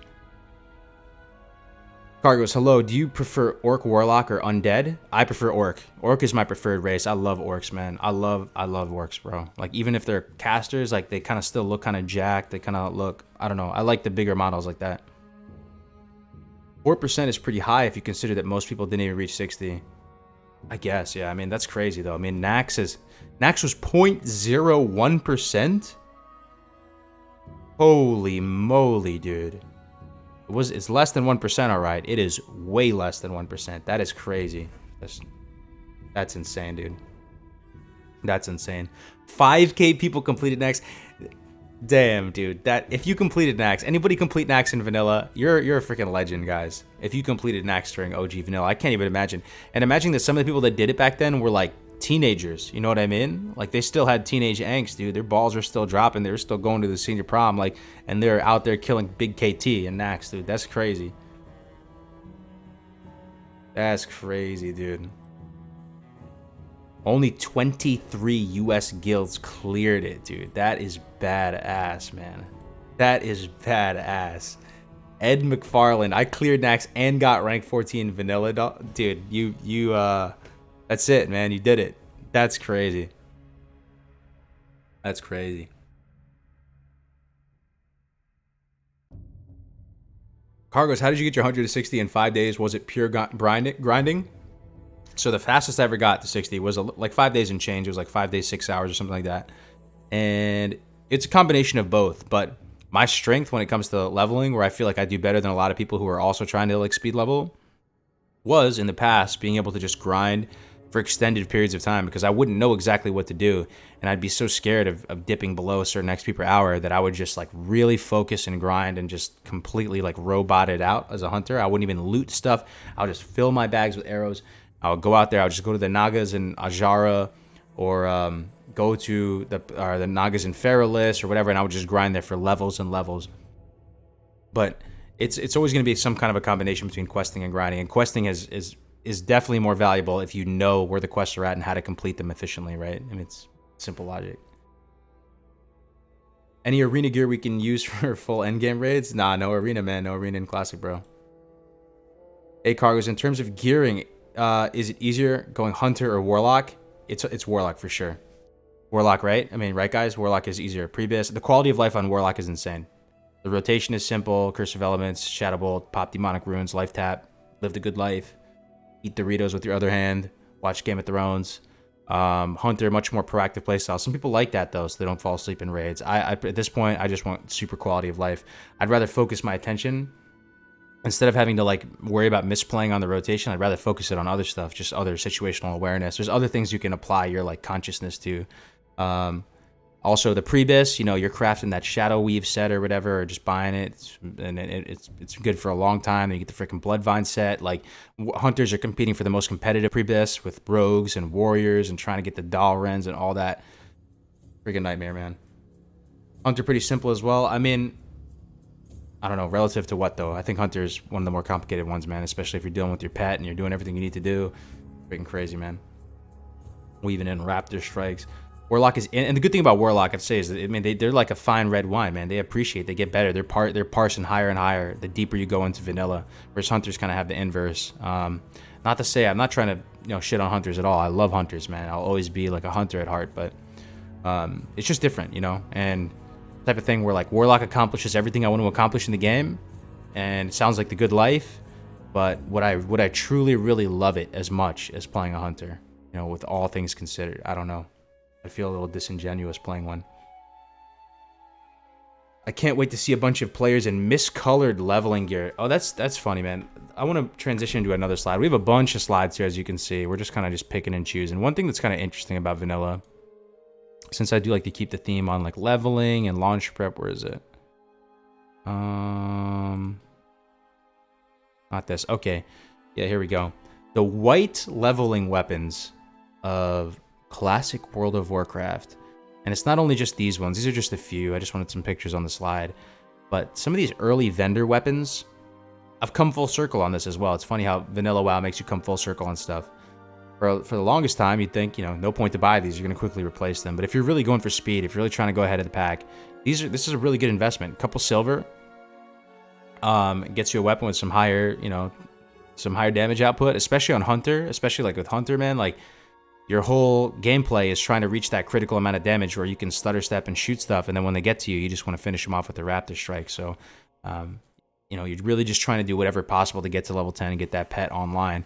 But some of this stuff, like Wooden Mallet, man, really good. And then the other day, the person in the chat, this is something that blows my mind, that in 2019, we're still finding new weapons. You're still finding new little nuggets tucked into different nooks and crannies of this game. Check out this weapon, guys. Do I even need to say anything about this weapon? Just look at it. Look at this weapon.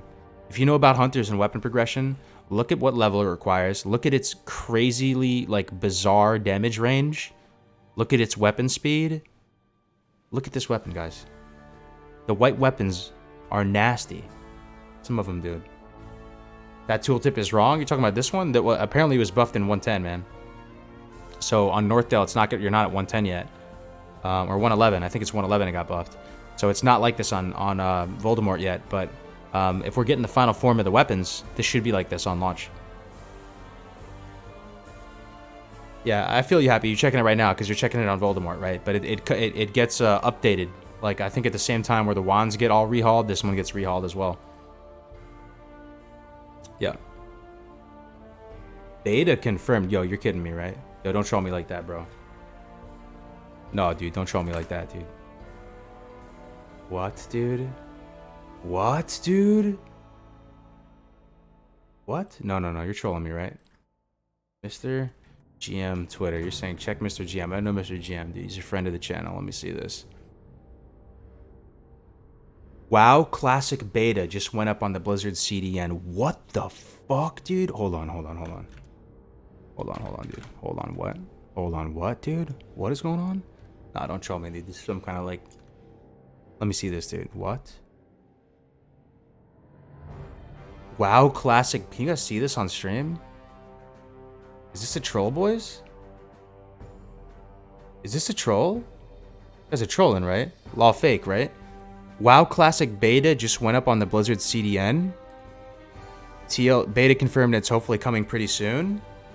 What? Nah. Someone go out there and disprove that this is correct. I'm changing the stream title right now, dude. I'm changing it. 4 words on the stream title. Please check it though. Someone confirm it for me before I change this, dude. Got beta key in my email? No, you don't fucking troll me like that, dude. Please don't troll me like that. You got beta key in your email. No way, dude. What is going on? Hold on. People are messaging me on Discord. What is going on?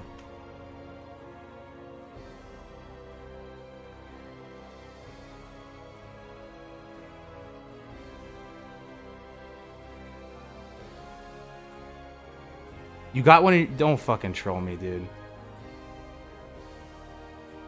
What? Hold up, man.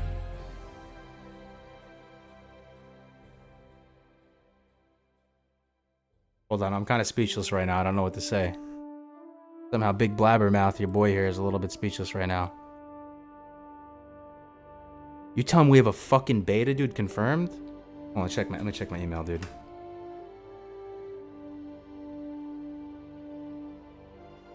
Let me check this email, fam.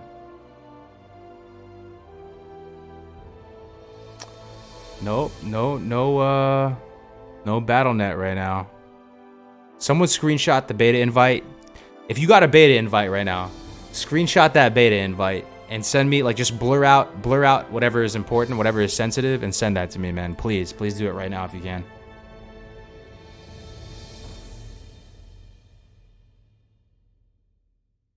Post proof, this is all a troll.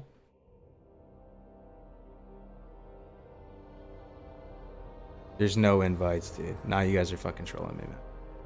I'm gonna assume this is a troll. No way, dude. We're trolling. Good troll, guys. Good try. Good try.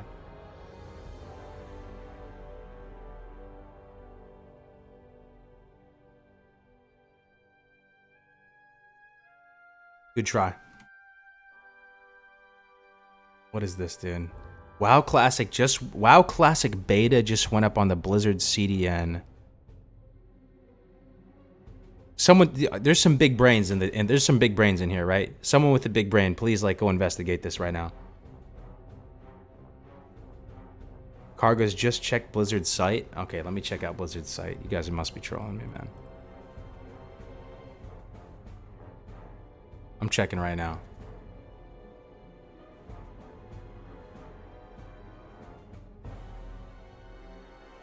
Okay, I'm not seeing anything right now. One thing I will say though, guys, like if this is even remotely true, go right now and sign up for like opt in for betas, like right now.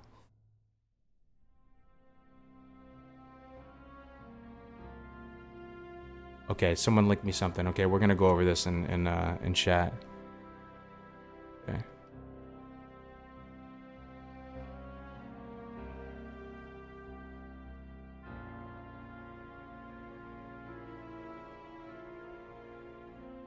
What is this? What am I looking at right here?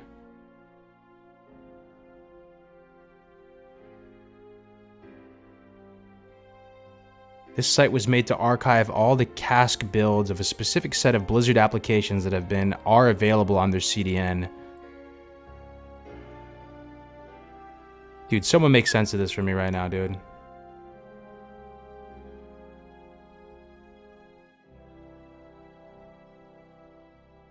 Where would we opt in? You can go to your Battle.net account. There's some setting in there somewhere. I did it before a couple weeks ago where you can opt in for betas. You should go do it. You should definitely go do that. Yeah, I don't know. You're saying Tips Out confirmed that. I'm not seeing. Tips Out is usually the first guy to confirm stuff. Oh shit, he did confirm it. It's about to get a whole lot more hype up in this bitch right now. Beta for WoW Classic confirmed. I vouch for this. It almost seems like a troll, though. He's just posting Mr. GM's thing, though. Someone please make sense of this for me right now. I'm getting a headache thinking about this.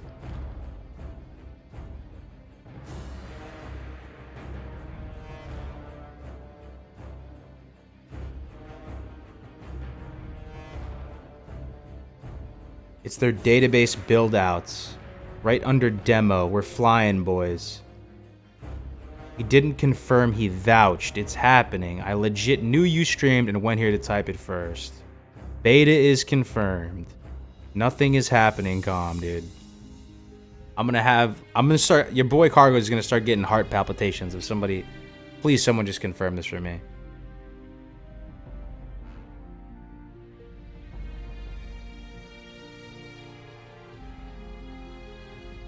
It being out on the network doesn't mean they've sent out the invites, just that they've put up the data for it. Just because Blizzard hasn't announced it doesn't mean they didn't push. Alright, I'm changing the stream title to confirmed.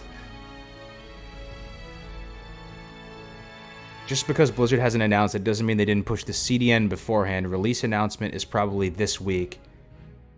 Oh, buddy. Tomorrow we get an official beta announcement? Like, why is Blizzard not announcing this? Two random, like, YouTube people are announcing this? Just means it's happening, but it isn't officially announced. Could be a while away, dude. Ale says it's not on the CDN. Alright. I don't know what the fuck is going on, man.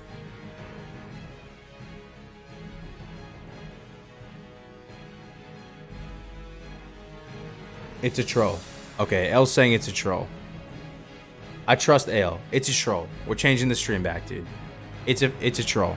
It's a troll, dude. It's a troll. As of right now, it's a troll. My man Ale hit me with that. It's a troll. It's a goddamn troll. It's a troll. Let's keep going, boys. Let's keep going.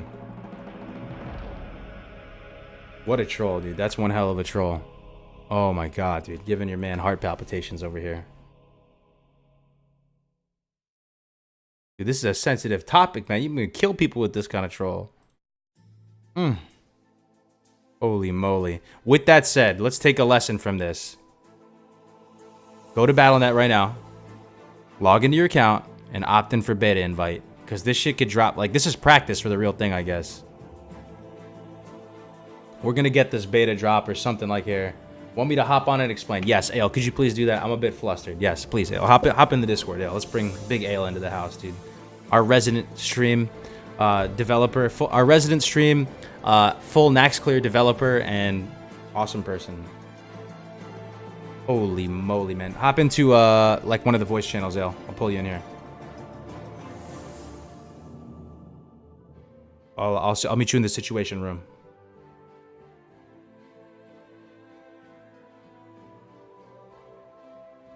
Yo, Ale, you there? Can you hear me? Yeah, I'm here. What's up? What's up, dude? Okay, so what's going on right now, man? What's going on? What's happening right now? Any clue? People are all linking this site that has the build details on their CDN, and they're like, "WoW Classic is on there," and yeah, it is on there, but the date for that is 2018 11/05, so it hasn't been updated since then, according to this site. So unless there's something else that comes out, it's been on here for that long, or maybe just appeared. But the date is so old that, yeah, it's nothing. And the WoW beta, the date for that is old as well. So Okay. So you're thinking it is a troll. What are you thinking? You think it's like 70-30 troll versus reality?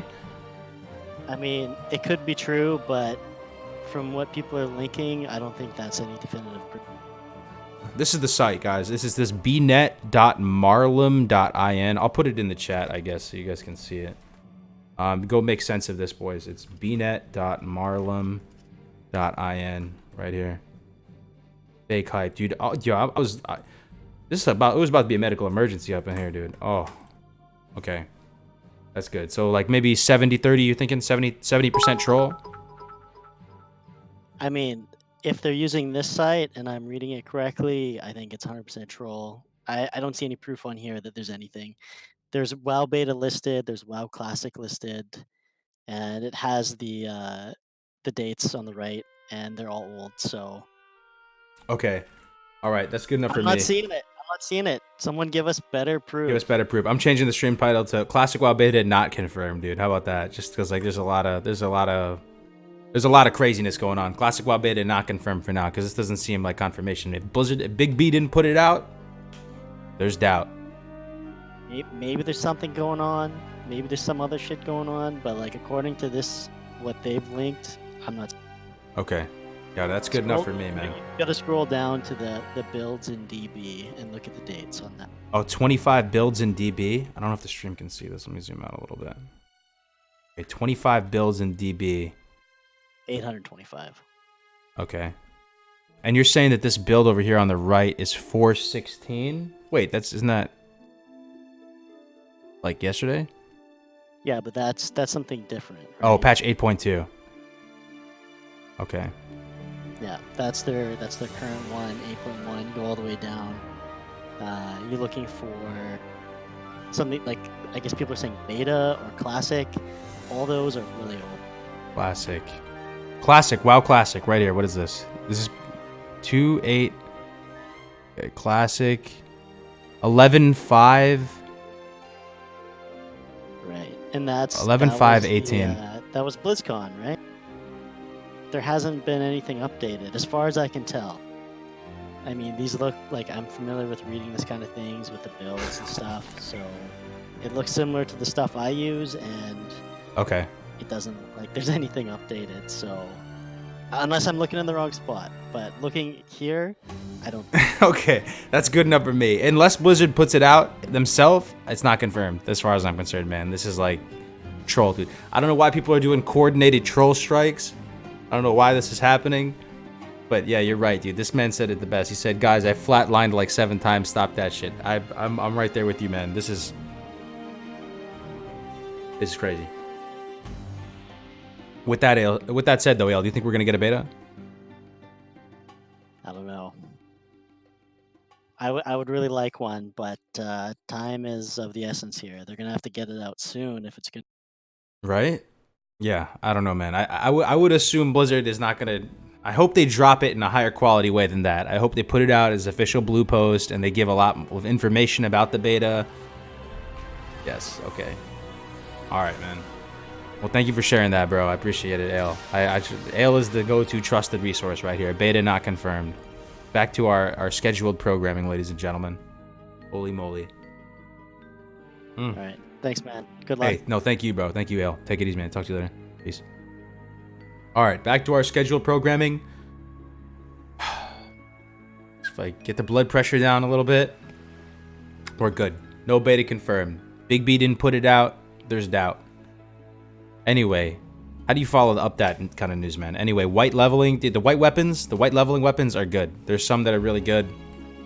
Right at the early levels, like if you're a paladin or a tauren, being able to pick up this wooden mallet, 5.0 DPS, that's pretty strong, dude. That's pretty strong. It's like 5 silver to pick this up. I think it's 100% worth it to do so. Same with the hunter getting the hornwood recurve bow. Even though it's only 2.4 damage per second, it's like pretty much double the bow you start with. So I think it's worth it as well. How do we even talk about anything right now after that, dude? LA Times. What is this? Don't tell me this is another thing. This is not the LA Times. This is some meme. Okay. Everyone's memeing, dude. Everyone's going hard with the trolling today. Hey guys, what is Voldemort's server? Nothing, man. Nothing, dude. No quest items, replace it till green hammer. You can equip at level 10. Yeah, I mean, okay, so you're saying no quest items replace it till the green hammer you can equip at level 10. There you go. So if you learned something from the stream, man, these white items are not a meme. If you can afford it, pick them up. Even if you're a mage and you can afford the staff, pick it up. But the main thing, I was talking about this morning with my man Navik. He was saying that mage, like if you're solo leveling mage, what's going to accelerate you more than getting that staff to melee with is going to be, I mean, obviously like a lesser magic wand if you have access to that, but even more so than that, having ice cold milk. If you can just buy extra stacks of ice cold milk and use it, that'll ramp you up more than the staff. But take it with a grain of salt, man. There's a lot of these white weapons out there, and the one I was showing you before, I'll go back to it, before we were interrupted by the troll onslaught. Holy moly, dude. It's a fire drill. Someone said fire drill, right? That was like a fire drill, because that's gonna happen. One day I'm just gonna be streaming, and that's gonna happen. Beta is just gonna come out all of a sudden, and everybody's gonna start freaking out, and things are just gonna ramp up super quickly. So I'm kind of like a little bit appreciative of that is gonna happen, and I just like more mentally prepared right now. Okay, so what was it looking at? Fine light crossbow. Ice cold milk and chocolate chip cookies. Oh yeah, dude. This is the fine light crossbow. The weird thing about this bow, though, very strange, is that the Horde can only buy it in Undercity. But I was checking my hunter leveling guide, and I was looking through the Horde, ranged weapon progression, and this is 100% worth it, man. Like, the weapon you're going to have is about 7 DPS. I think it's 7. Yeah, and it's the best weapon you have access to at this point. And this is only 36 silver, dude. You go from 7 to 10.7 DPS with this nice high damage range, very consistent damage range at 29. It's somewhat slow. Absolutely worth picking up Fine Light Crossbow. And the cool thing is it's not soulbound, so you can put a really good scope on it. If it's an alt, and you can just, pass it around to your various hunters that you level. There might be other weapons out there that people haven't even discovered too.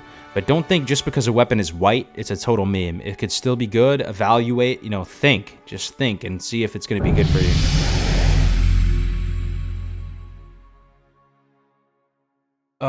Just to be clear, a beta won't happen. And if it happened, it will be destructive to the game. A part of me kind of agrees with you, man. Do you think a beta would be destructive to the game, guys? Okay, what are the lines of reasoning to think that it would be destructive to the game? The lines of reasoning would be, it's a big, massive, open public beta. People get a taste of classic WoW without all the hype, without all the community, without all the build-up and narrative, and they get bored of it, and like a little mini Heroes of the Storm type things happens. That's one thing that really does concern me, if there's an open beta. What I would want is a beta, but a closed beta. Like, you're not able to stream it. It's not openly playable, but we still have some sort of a little bit bigger scale beta with like maybe 10,000 people in it. Where Blizzard could get some more feedback, some more data, right? So they could make sure the game is on point and that everything is functioning properly. That's what I'd like to see. I don't want a big open beta that everybody can stream, because I think it's gonna impede on the hype and momentum that the game does achieve when the game actually does come out. Oh my god, dude. What is going on today, dude? What is going on? I'm just a simple man trying to talk about a 15-year-old game. Holy moly. Shout out to Jasmine, my beautiful wife. Home, dude. Home gastronomy, dude. Big shout out to Jasmine, chat. Shout out to Jasmine, my beautiful wife. Dude, everybody, let's just, dude, let's shout out Jasmine, dude. Jasmine, your wife is beautiful, man. Shout out to Jasmine. If you're watching this, Jasmine, you got a hell of a catch, man. Jasmine, dude. People should get a short beta so they can know if their PC can handle it. I mean, what kind of PC is not going to handle Classic WoW? I'm not missing something here, right? Like, pretty much any PC is going to be able to run this, dude. Like, if we were able to run it back in the day with the old potatoes, is there something about the new architecture, like infrastructure of BNet and stuff, that's going to make it harder to run? Maybe, right? But, I mean, when you download the modern WoW client, that shit is downloading for like 5 minutes and you're able to play it somehow. I don't understand how they do it. I feel like it's some next level thing going on. But like, have you ever done that? You download the new BFA client or whatever, and like 5 minutes into it, it's still red and you're able to log into the game. It's crazy. I don't think it's going to be an issue running it. The average toaster should run it fine. That's funny, dude. Honestly, Jasmine can get it. Yeah, I'm right on the same page, my man, Joe. Yeah, dude, big shout out to Jasmine, dude. #1 supporter of the channel. Oh my god, what a tactical troll strike that was. How do I recover from that? Help me out here, stream. Just watch Frost video, look at a 10-year-old PC and put $80 of parts in it, and it ran at 60 FPS. Yeah, I mean, that's one of the cool things about Classic at the same time, though. Like, you can play it in on such light systems. Like, I was playing it on the plane. I was 10,000 feet in the air playing Classic WoW on this little dinky laptop I had, and that's really cool.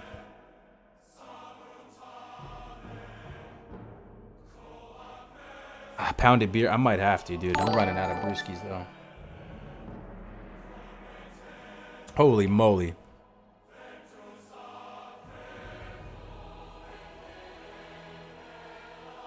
It's not a troll. Scroll up, your friend. Are you gonna really put me through this again, guys? You telling me it's not a troll now? Just breathe. It's going to be okay. Focus on what you're going to say before you're distracted by the sensationalism. Thank you. Some words of wisdom coming out from Mike122344. Refresh the site. What site am I refreshing, chat? Before you hit me with another tactical troll strike, what site am I going to refresh?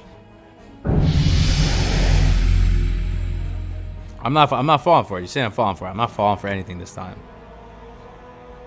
Blue post. Okay, so now there's a blue post. This is escalating. All right. Sure, there's a blue post.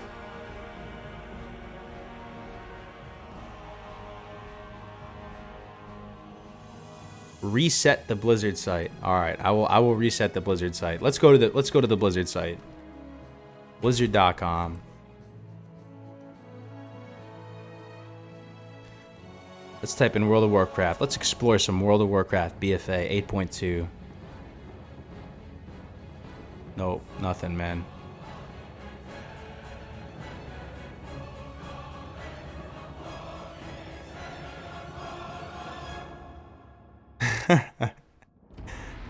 WoW companion app released. Oh god, dude. No, it's not confirmed, man. It's just a giant tactical troll strike. I'm not sure what's going on today with the world. Notre Dame burning has got everybody acting crazy.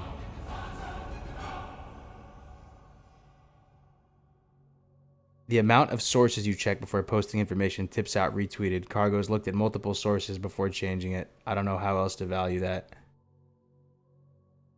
I don't know what that means, Grams, but I'm a simple guy. I like Classic WoW. I want to play Classic WoW. I'm not trying to like mislead people. I'm just trying to freaking play Classic WoW, man.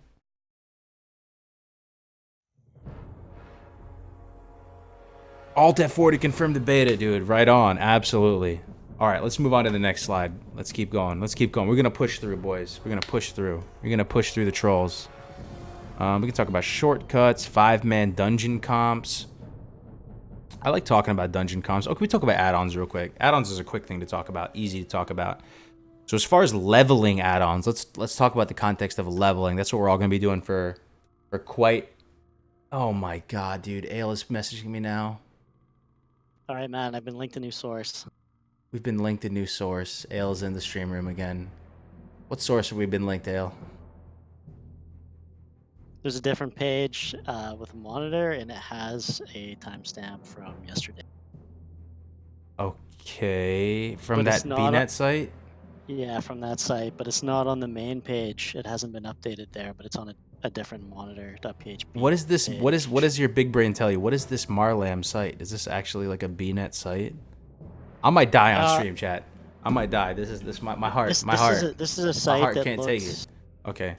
like they look to see what builds have been pushed out to the content delivery network, which basically allows people to download, data from Blizzard all over the world. So they have different data pushed out to like different areas. And on the main site, it wasn't updated, but on this one, it's saying that there was a WoW Classic version pushed to their CDN yesterday. On this BNet Marlam site? Yes. Oh, okay. So where is it? Do I scroll all the way down or something? No, I sent it to you. I sent you in the message. Okay, let me see. Yo, I ain't gonna make it. Yo, like my heart can't take it. Yeah. Well, it doesn't say beta. It doesn't say beta. It just says WoW Classic. So. Okay. Let's look at this. Oh God, what is this like? Am I in the Matrix right now? Okay, this is all right. Before WoW Classic versions 4.16. Okay. This seems like too advanced of a troll. Like with all this stuff going on here, right? Like this is probably not a troll then. Who would make all this? People have been using this website to track like other Blizzard changes before they happen and for data mining. So I don't know. It says WoW Classic. Does that mean beta? I don't know. But it seems they pushed a new version to their CDN yesterday. So the original link that we looked at didn't have this. It had outdated information, but this one apparently does. So Okay.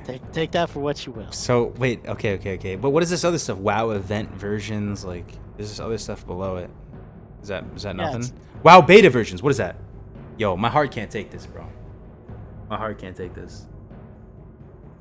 What is this, dude? Why does it say WoW beta versions right here? You see this? It says WoW beta versions. What beta? What is it? A BFA beta? You see this? You hear? Hello, Yeah, team? I see it.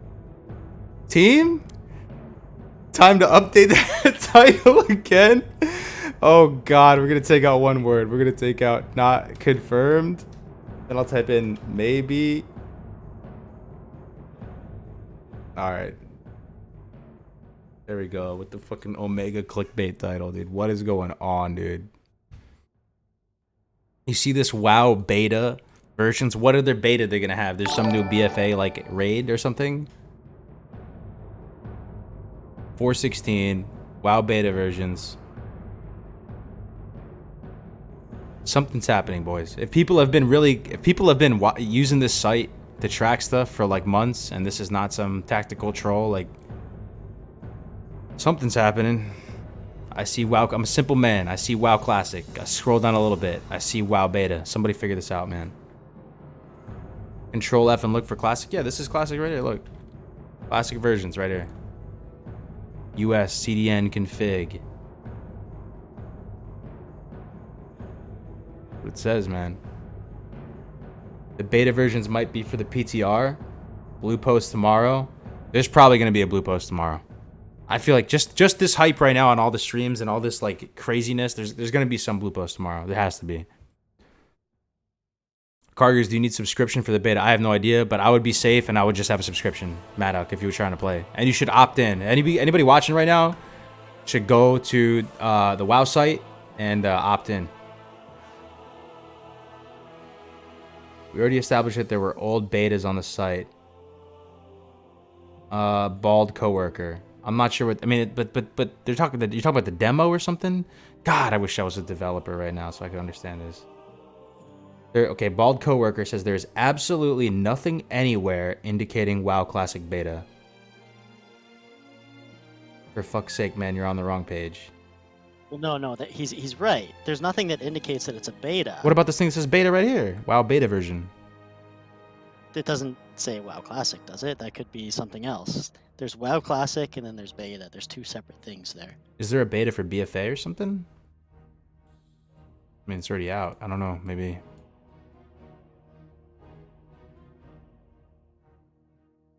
Yeah, we were just on that, dude. bnet.marlam.in. Okay, I'll go to another site.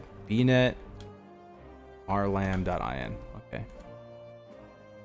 I'm here. I'm gonna do Control F, classic.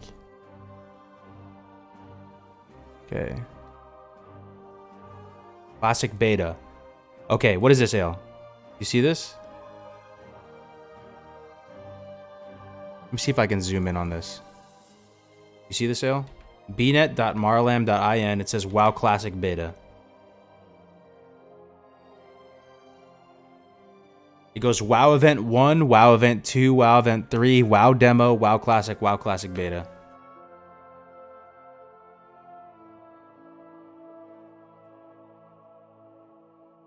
I don't know if you guys can see it on the stream. You can't even really see it on the stream, huh? Shoot.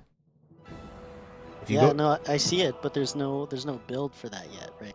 There's no build. Okay.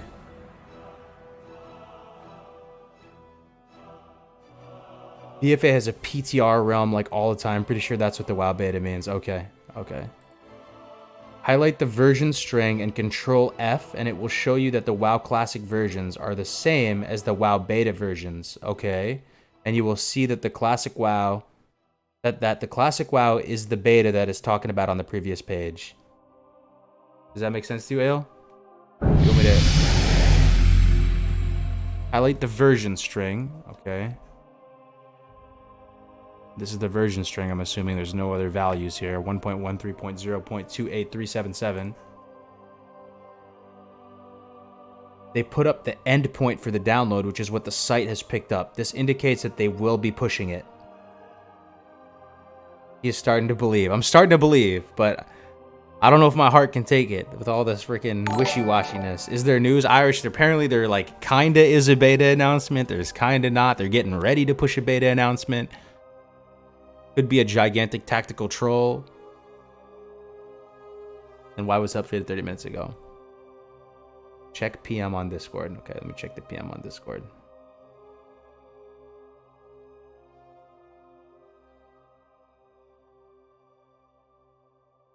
Okay, I see what you're linking me, man. I mean, it's what I'm looking at right now. So does this confirm that there's God,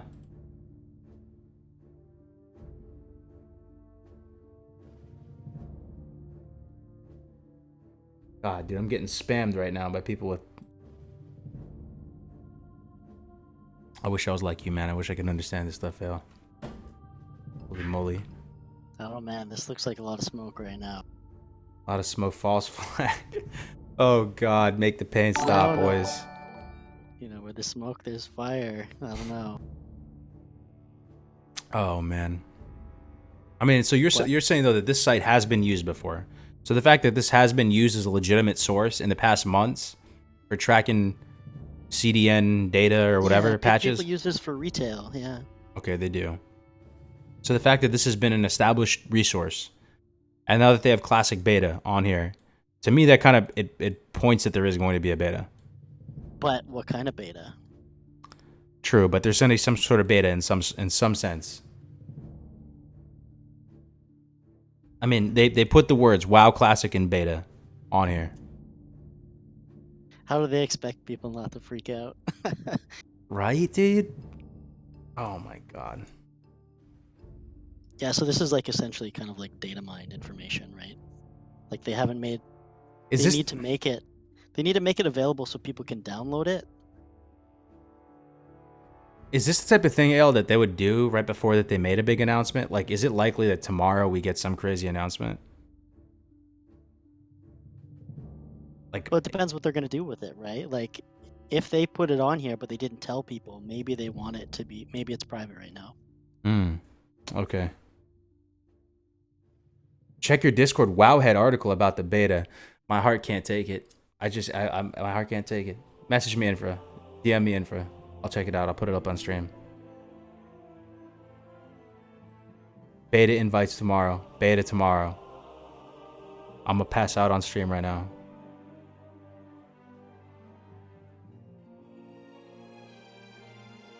Alright, Infra link me something. Let me take a look at this. Okay. Let's take a look at this. Let's take a look at this, man. Classic Wowhead news. Let's take a look at this, man. Let's go into this with an open mind and an open heart, dude. And lots of Coors Light. All right. Classic beta entry appears in Blizzard CDN. Let me see if the stream can see this. You see this? Okay. Can we get a link? Yep, I can link it for you, buddy. I can link it for you. I'll put it in the chat for those of you watching. Let's go through this together.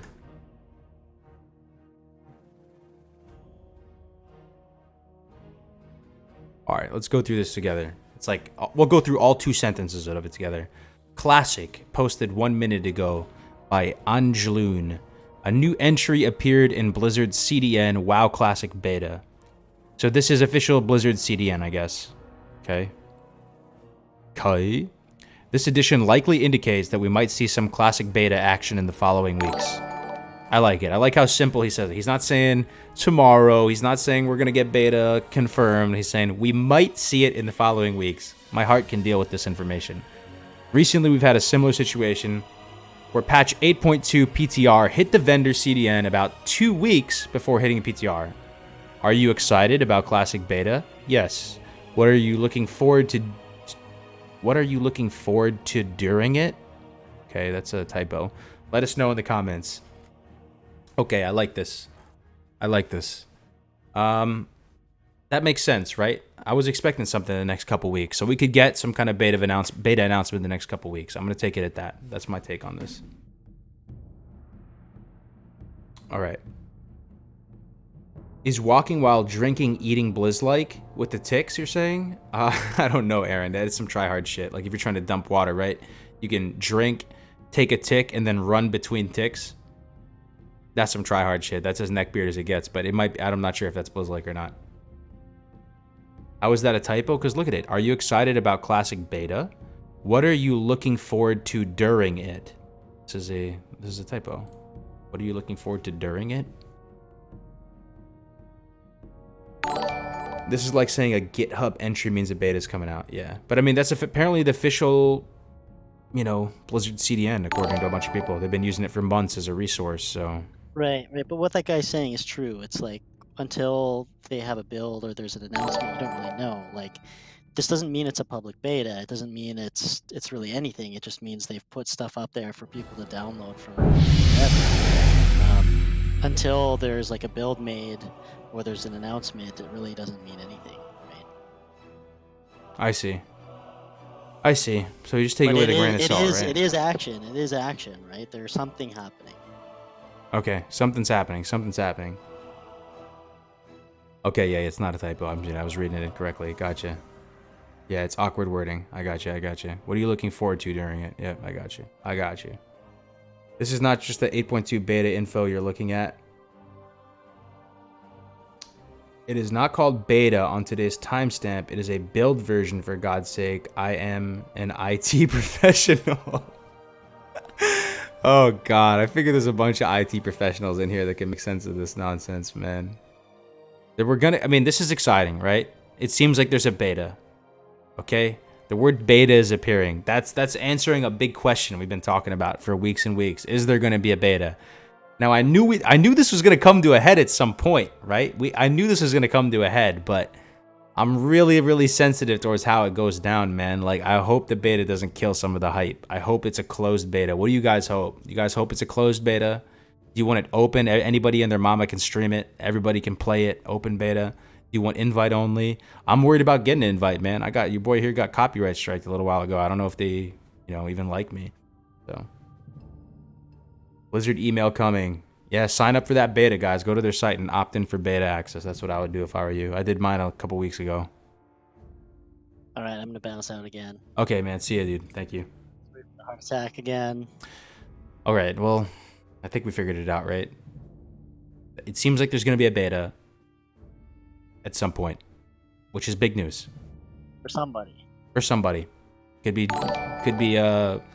Mike Morheim's extended family, and that's it. Or it could be all of us. We'll see. Closed beta? I hope it's a closed beta, too. Yeah. I hope so, too, man. I hope so, too. Peace out. Hey, peace out, Ale. Thank you again, man. Looks like EU and US open beta would be best. Really? You like the idea of an open beta? Why? Why is open beta good? I just want the Merriam in website to update because its info is inconsistent. I want alpha before beta. You troll. Okay, thank you for linking that. Okay, there's a big forum post blowing up right now. Holy crap, it's blowing up. Holy moly, dude. See, this is the love for Classic. Let's bring up this forum post. Let's bring up this forum post. Classic. Okay, wow. This thing is really blowing up. Oh my god, dude. Crazy. That is crazy. Bring it up. There's a forum post on the official site. On the BattleNet site, people are going crazy on it. It's just like I'm watching that little blue bar that shows all the amount of posts on it, and it's just getting bigger and bigger. Classic beta is up on the Blizzard CDN 36 minutes ago. This was posted, and look at all these replies. Look at this. Oh my god.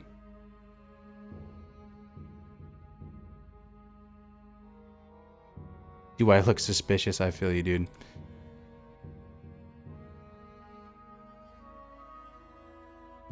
Please don't tease me. Can someone who knows what they're doing confirm if this is real or not? I can't handle the hype. I am right there with you, Kiki, 60 Troll Warrior, on your retail account, on the 60 Troll Warrior. Big respect to you, man. Shout out to you, Kiki. Edit, I think this is real. It's happening. I think so too, man. It seems like there's a beta. It seems like a beta is confirmed. Right? In some capacity, there's some kind of beta. See what the chat thinks. See what everybody thinks. Go buy Blizzard stock. When is WoW Classic, Sammy? That is the great question. We're trying to figure that out right now, my man. We're trying to figure out when we get the best game of all time again. Open beta will stress test the actual server population far better than closed beta. But could it kill the hype, though, Relic? Like, if you had some big open beta with, like... Well, how big would you want the beta, man? Like, I think almost... Maybe like 10k people in the beta. Wouldn't that be enough to stress test? I mean, wouldn't you just need enough on a server to see how much to stress test it? There was a lot of feedback during the 7-day demo about things that were not vanilla-like. Yeah, I agree. I agree there should be a beta of some capacity, but I hope it's a closed one. I'm just scared, man. Like, if they do an open beta and people are just watching, like, streamers and stuff play it for a couple months, wouldn't that kill the hype? Am I crazy here? That would kill some of the hype, right? I mean, seeing it live, it's up. Like, there's only one launch, and it would detract from the epicness of the launch. Maybe I'm smoking the reefer, man, but that's what I'm scared of. It won't kill the hype if it isn't long. Doesn't matter how big. If it only lasts 12 hours, then it will make the hype increase. Okay, I feel you. So doing like a really short beta.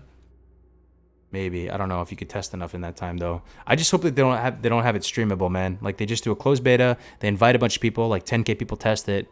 Everything looks good. Are they allowed to talk about it, though? You think they should be allowed to talk about it?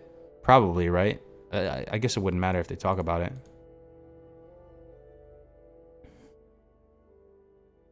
Hype won't die, man. Literally anyone can play a P server right now. But it's different, man. You only get one shot at looking at the... You only get... I kind of want my first look at the official Classic servers, like the real servers, to be epic, man. Like, I don't know, man. Why am I so conflicted on this, dude? Also, don't forget, you get Classic with your regular sub. So if they're... Okay, also, okay, so I would resub. Even if you hate BFA, I would resub right now. There's a high likelihood we get a beta announcement tomorrow. Blizzard knows what this does. They're not dumb, man. Like, they know that by putting this on the CDN, people are going to be freaking out. I think there's going to be a beta announcement tomorrow, man. Something blue. I would re-sign up for BFA, not the shill for Blizzard, but like, you never know. Maybe that's the cutoff. Maybe you have to be subbed and opted in. I'm subbed right now. To be honest, I think release is close, not beta. Nah, I think there's a beta, man. It says beta on this thing. There's going to be some kind of beta. Launch it fresh. Bucket and fix the issues over time like back in the day. I don't know, man, though. But what if there's some really crippling issues? Shamans can use two-handed maces or something, man. I would say it is as likely as the CDN's showing releases coming. Okay, is that confirmed though, Zephyr? You don't have to be a sub to be in the beta. Where I'm at right now is I don't want to take any chances, man. Like, it's $15, man. Whatever, just sign up for it. It also says WoW Classic versions. WoW Classic on. Yeah, we saw that already, Braff. We saw that, man. Holy moly, man. Oh, what a day. So what classes are going to be in Classic, have they said? What classes? The original, Sammy. Mage, Rogue, Warlock, Paladin, Shaman, Druid, Priest. What am I missing? That's it. The original 9, man. Blizzard, let's leak a patch note that's really cryptic. Watch out for stock rise.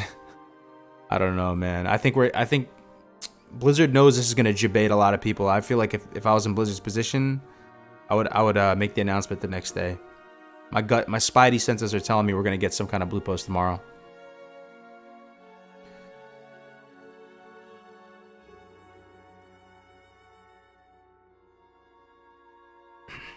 God, man.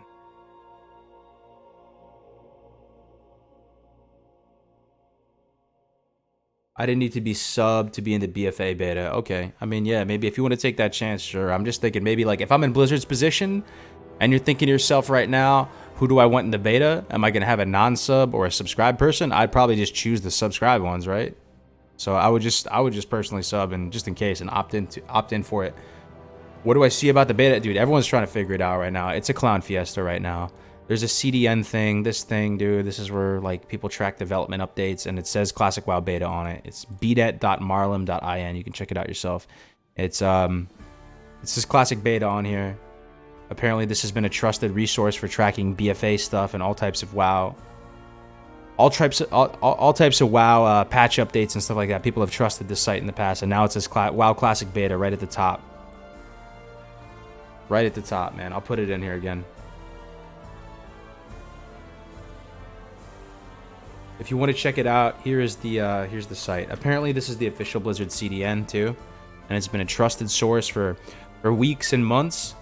And you can very clearly see WoW Classic Beta right up there at the top, 1.13.0.28377. So yeah, you got the BFA beta without being sub. But okay, so imagine this though. Imagine if you're Big B. Do you want BFA people people who have only played BFA testing Classic WoW PTR? Are they gonna know or the beta? Are they gonna know what to look for as far as stuff that's messed up? That's what I'm thinking too.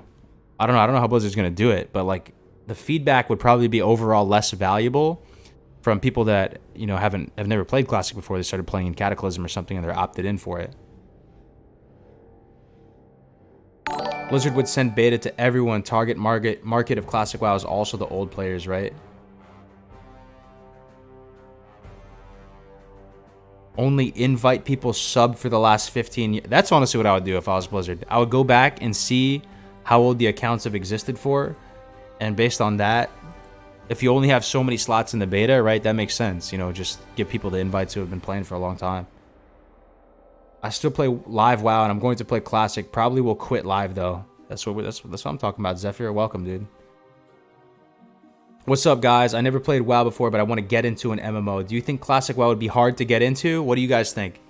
In 2019, do you think it's hard to get into? The games industry has changed a lot. I don't think it's anything insurmountable, Rapture. I think you're gonna fall in love with it, man. I really do. There's enough people in here that will vouch for it, saying it's the best game that they've ever played, the game of our generation, that I think, you should really consider giving it a shot, Rapture Jack. Omar says release date tomorrow? I sure hope so, man. I mean, not release date, but I hope we get some color, some further color on what's going on. A 3-month beta would put us exactly at July 16th. Is that true? Yeah, I guess so. Interesting coincidence. Jelly in Discord. A 3-month beta would put us exactly at July 16th. What do you guys think about that? That was the predicted date, right? Is that how long? Is that normally how long betas are? I think so, right? Three months or so.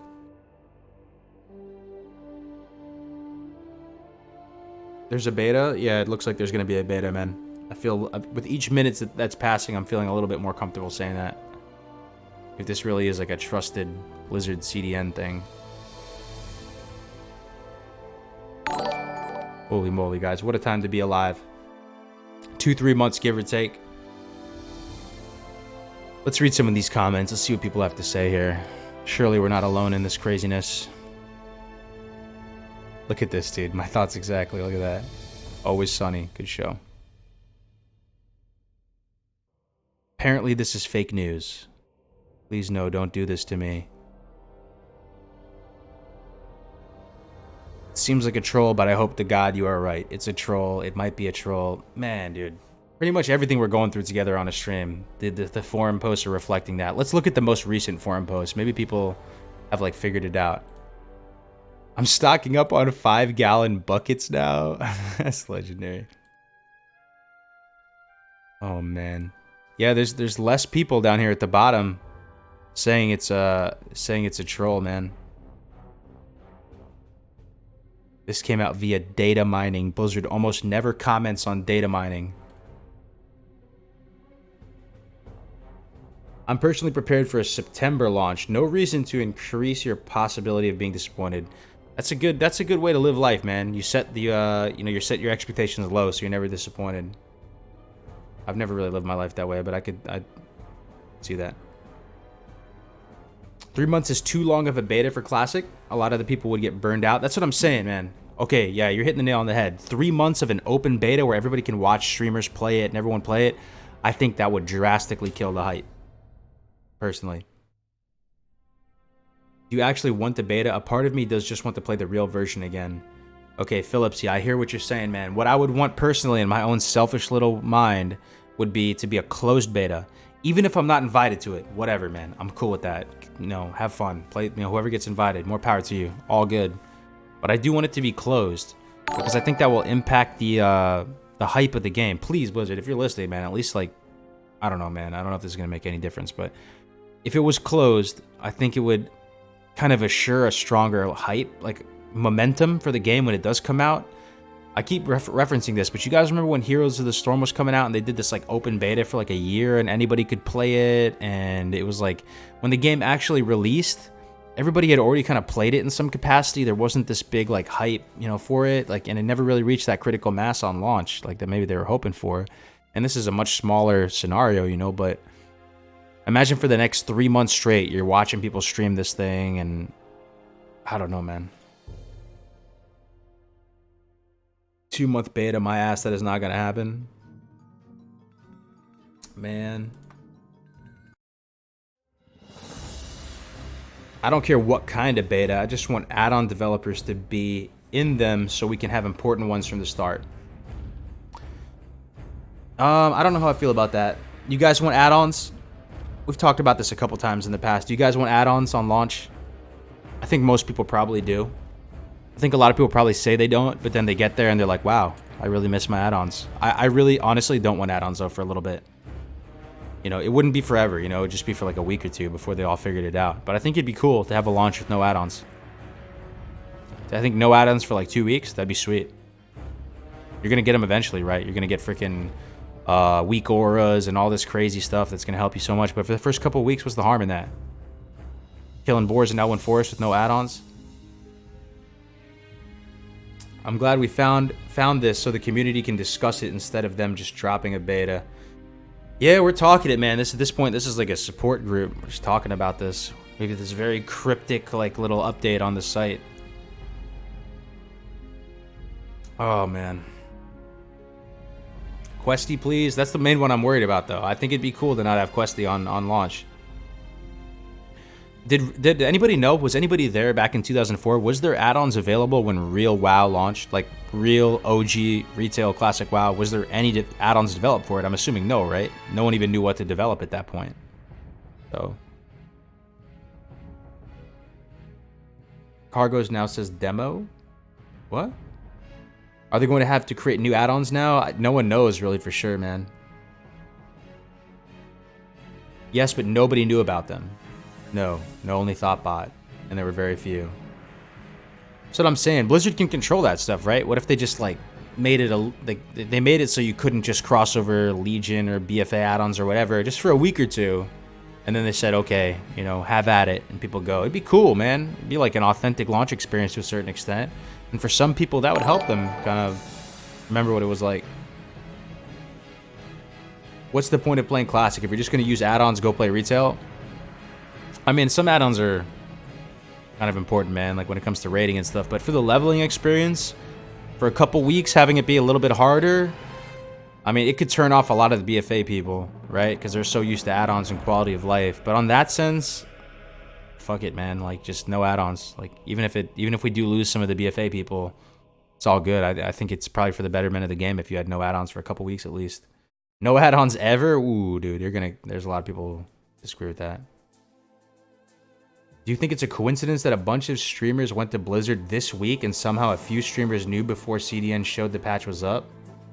I don't know, man. Maybe. I mean, I don't really have ins with Blizzard guys. Like, I kind of, you know, not to say I don't. I like Blizzard. Like, you know, it's a gaming company that is probably the closest to my heart. You know, they made all my favorite games, but I don't have like inside scoops or anything like that. But I think they are pretty close to some other streamers and stuff like Tips and stuff. So wouldn't be surprised if they got a little sneak, you know, little insider tip. That's just dumb. Add-ons is a part of WoW. If you want UI add-ons and such, use them for fuck's sake. Not gonna play with UI add-ons myself. My dad works at Blizzard, the classic meme, dude. That's funny, man. Raid add-ons like KTM and Grid I would like. That's what I'm talking about. Some of that stuff people would make an argument for. What is the most essential add-on? Is it KTM? Probably, right? What if it was just KTM? And Grid. Well, Grid is for the healers, right? I mean, KTM and Grid. What if it was just KTM and Grid? Would there be a way to do that? That'd be kind of cool. Updated. Why is everyone spamming updated? Every time I see this word, I'm getting a little mini heart palpitations.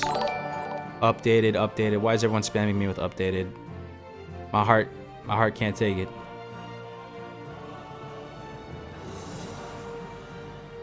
Quest helper, bag add-ons? No, dude, that's not the most important bag add-ons. It's gotta be KTM, right? KTM. Kargoz, did you see Bellular's video about 8.2 release? I have no idea what's going on in BFA, bro, to be honest.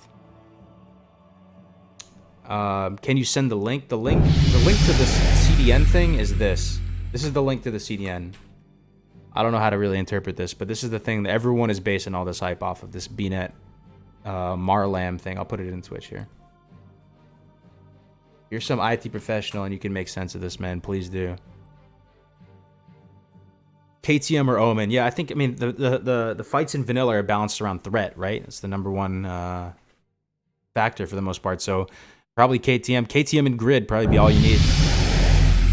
Are you gonna do any healing guides? I am. I don't have a lot of experience healing, but I'm working on a Resto Shaman guide right now. It's actually fully done. We're just trying to record it, Ari.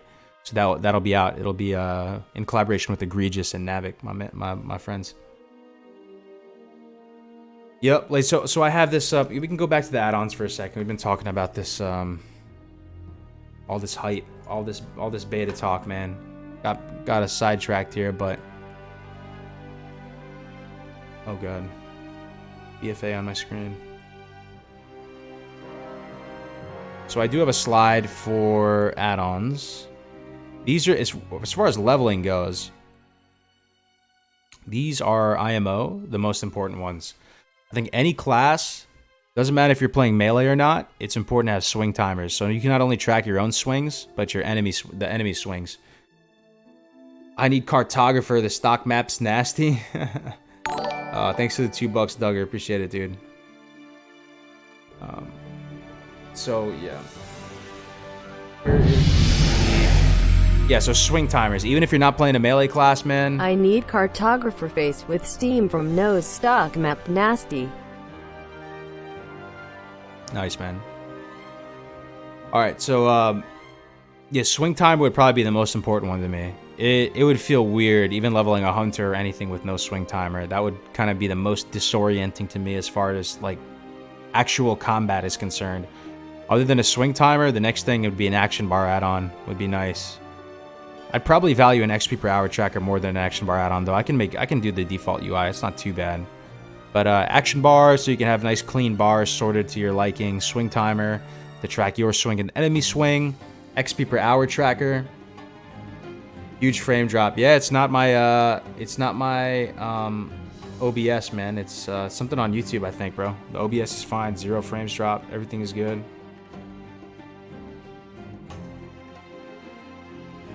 Is everyone good on Twitch? Everyone's good, right?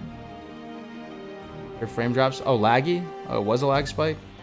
I think it's good now. It says 0 frames drop. Yeah, hang in there, guys. I think it'll get better. It probably just had a little lag spike or something like that. Thank you for letting me know, Infra. Default UI is good. It's fixing now. Refreshing better. Good. Yeah, I'm not sure what happened, guys. Yeah, these would be my top ones. Lazy Pig is nice as well. Okay, this one's pretty good though. The Quest Auto Accept Turn In. I don't know if that's baked into Lazy Pig.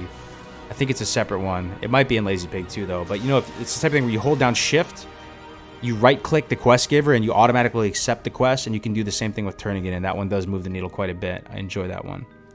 You may not need Questy if you have a path all laid out for you, but... Is it still lagging? Dude. YouTube issue? Are we good on Twitch, though? Yeah. So we're good on Twitch. Yeah, the Twitch is Kargoz Gaming. That's the thing. All right, next slide. Alright, so what else can we talk about? I want to talk about Perry, Spirit. There's a lot of stuff I want to talk. It's kind of nerdy though. I mean, it goes pretty deep. Let's talk about Perry for a little bit. This is one thing I was talking about with Navik this morning. Still lagging on YouTube, man. Holy moly. Lag fixed. Okay, you know what, guys? You know what? I think we're still lagging right here. I'm gonna end this stream here, guys, if you can hear me. I've been streaming for 2.5 hours. I gotta like figure out this whole beta stuff. I usually stream for about 2 hours anyway. So I'm gonna end it here, guys. We'll pick it up tomorrow. I'll be back same time, 11:30 a.m. PST. I don't know if you guys can hear me right now. I'm not sure why frames are dropping. The OBS looks fine, 0 drop frames. But we're gonna end it here, guys. Thank you for bearing with my little panic attack right there. I'll see you tomorrow, all right? Peace out. Take care.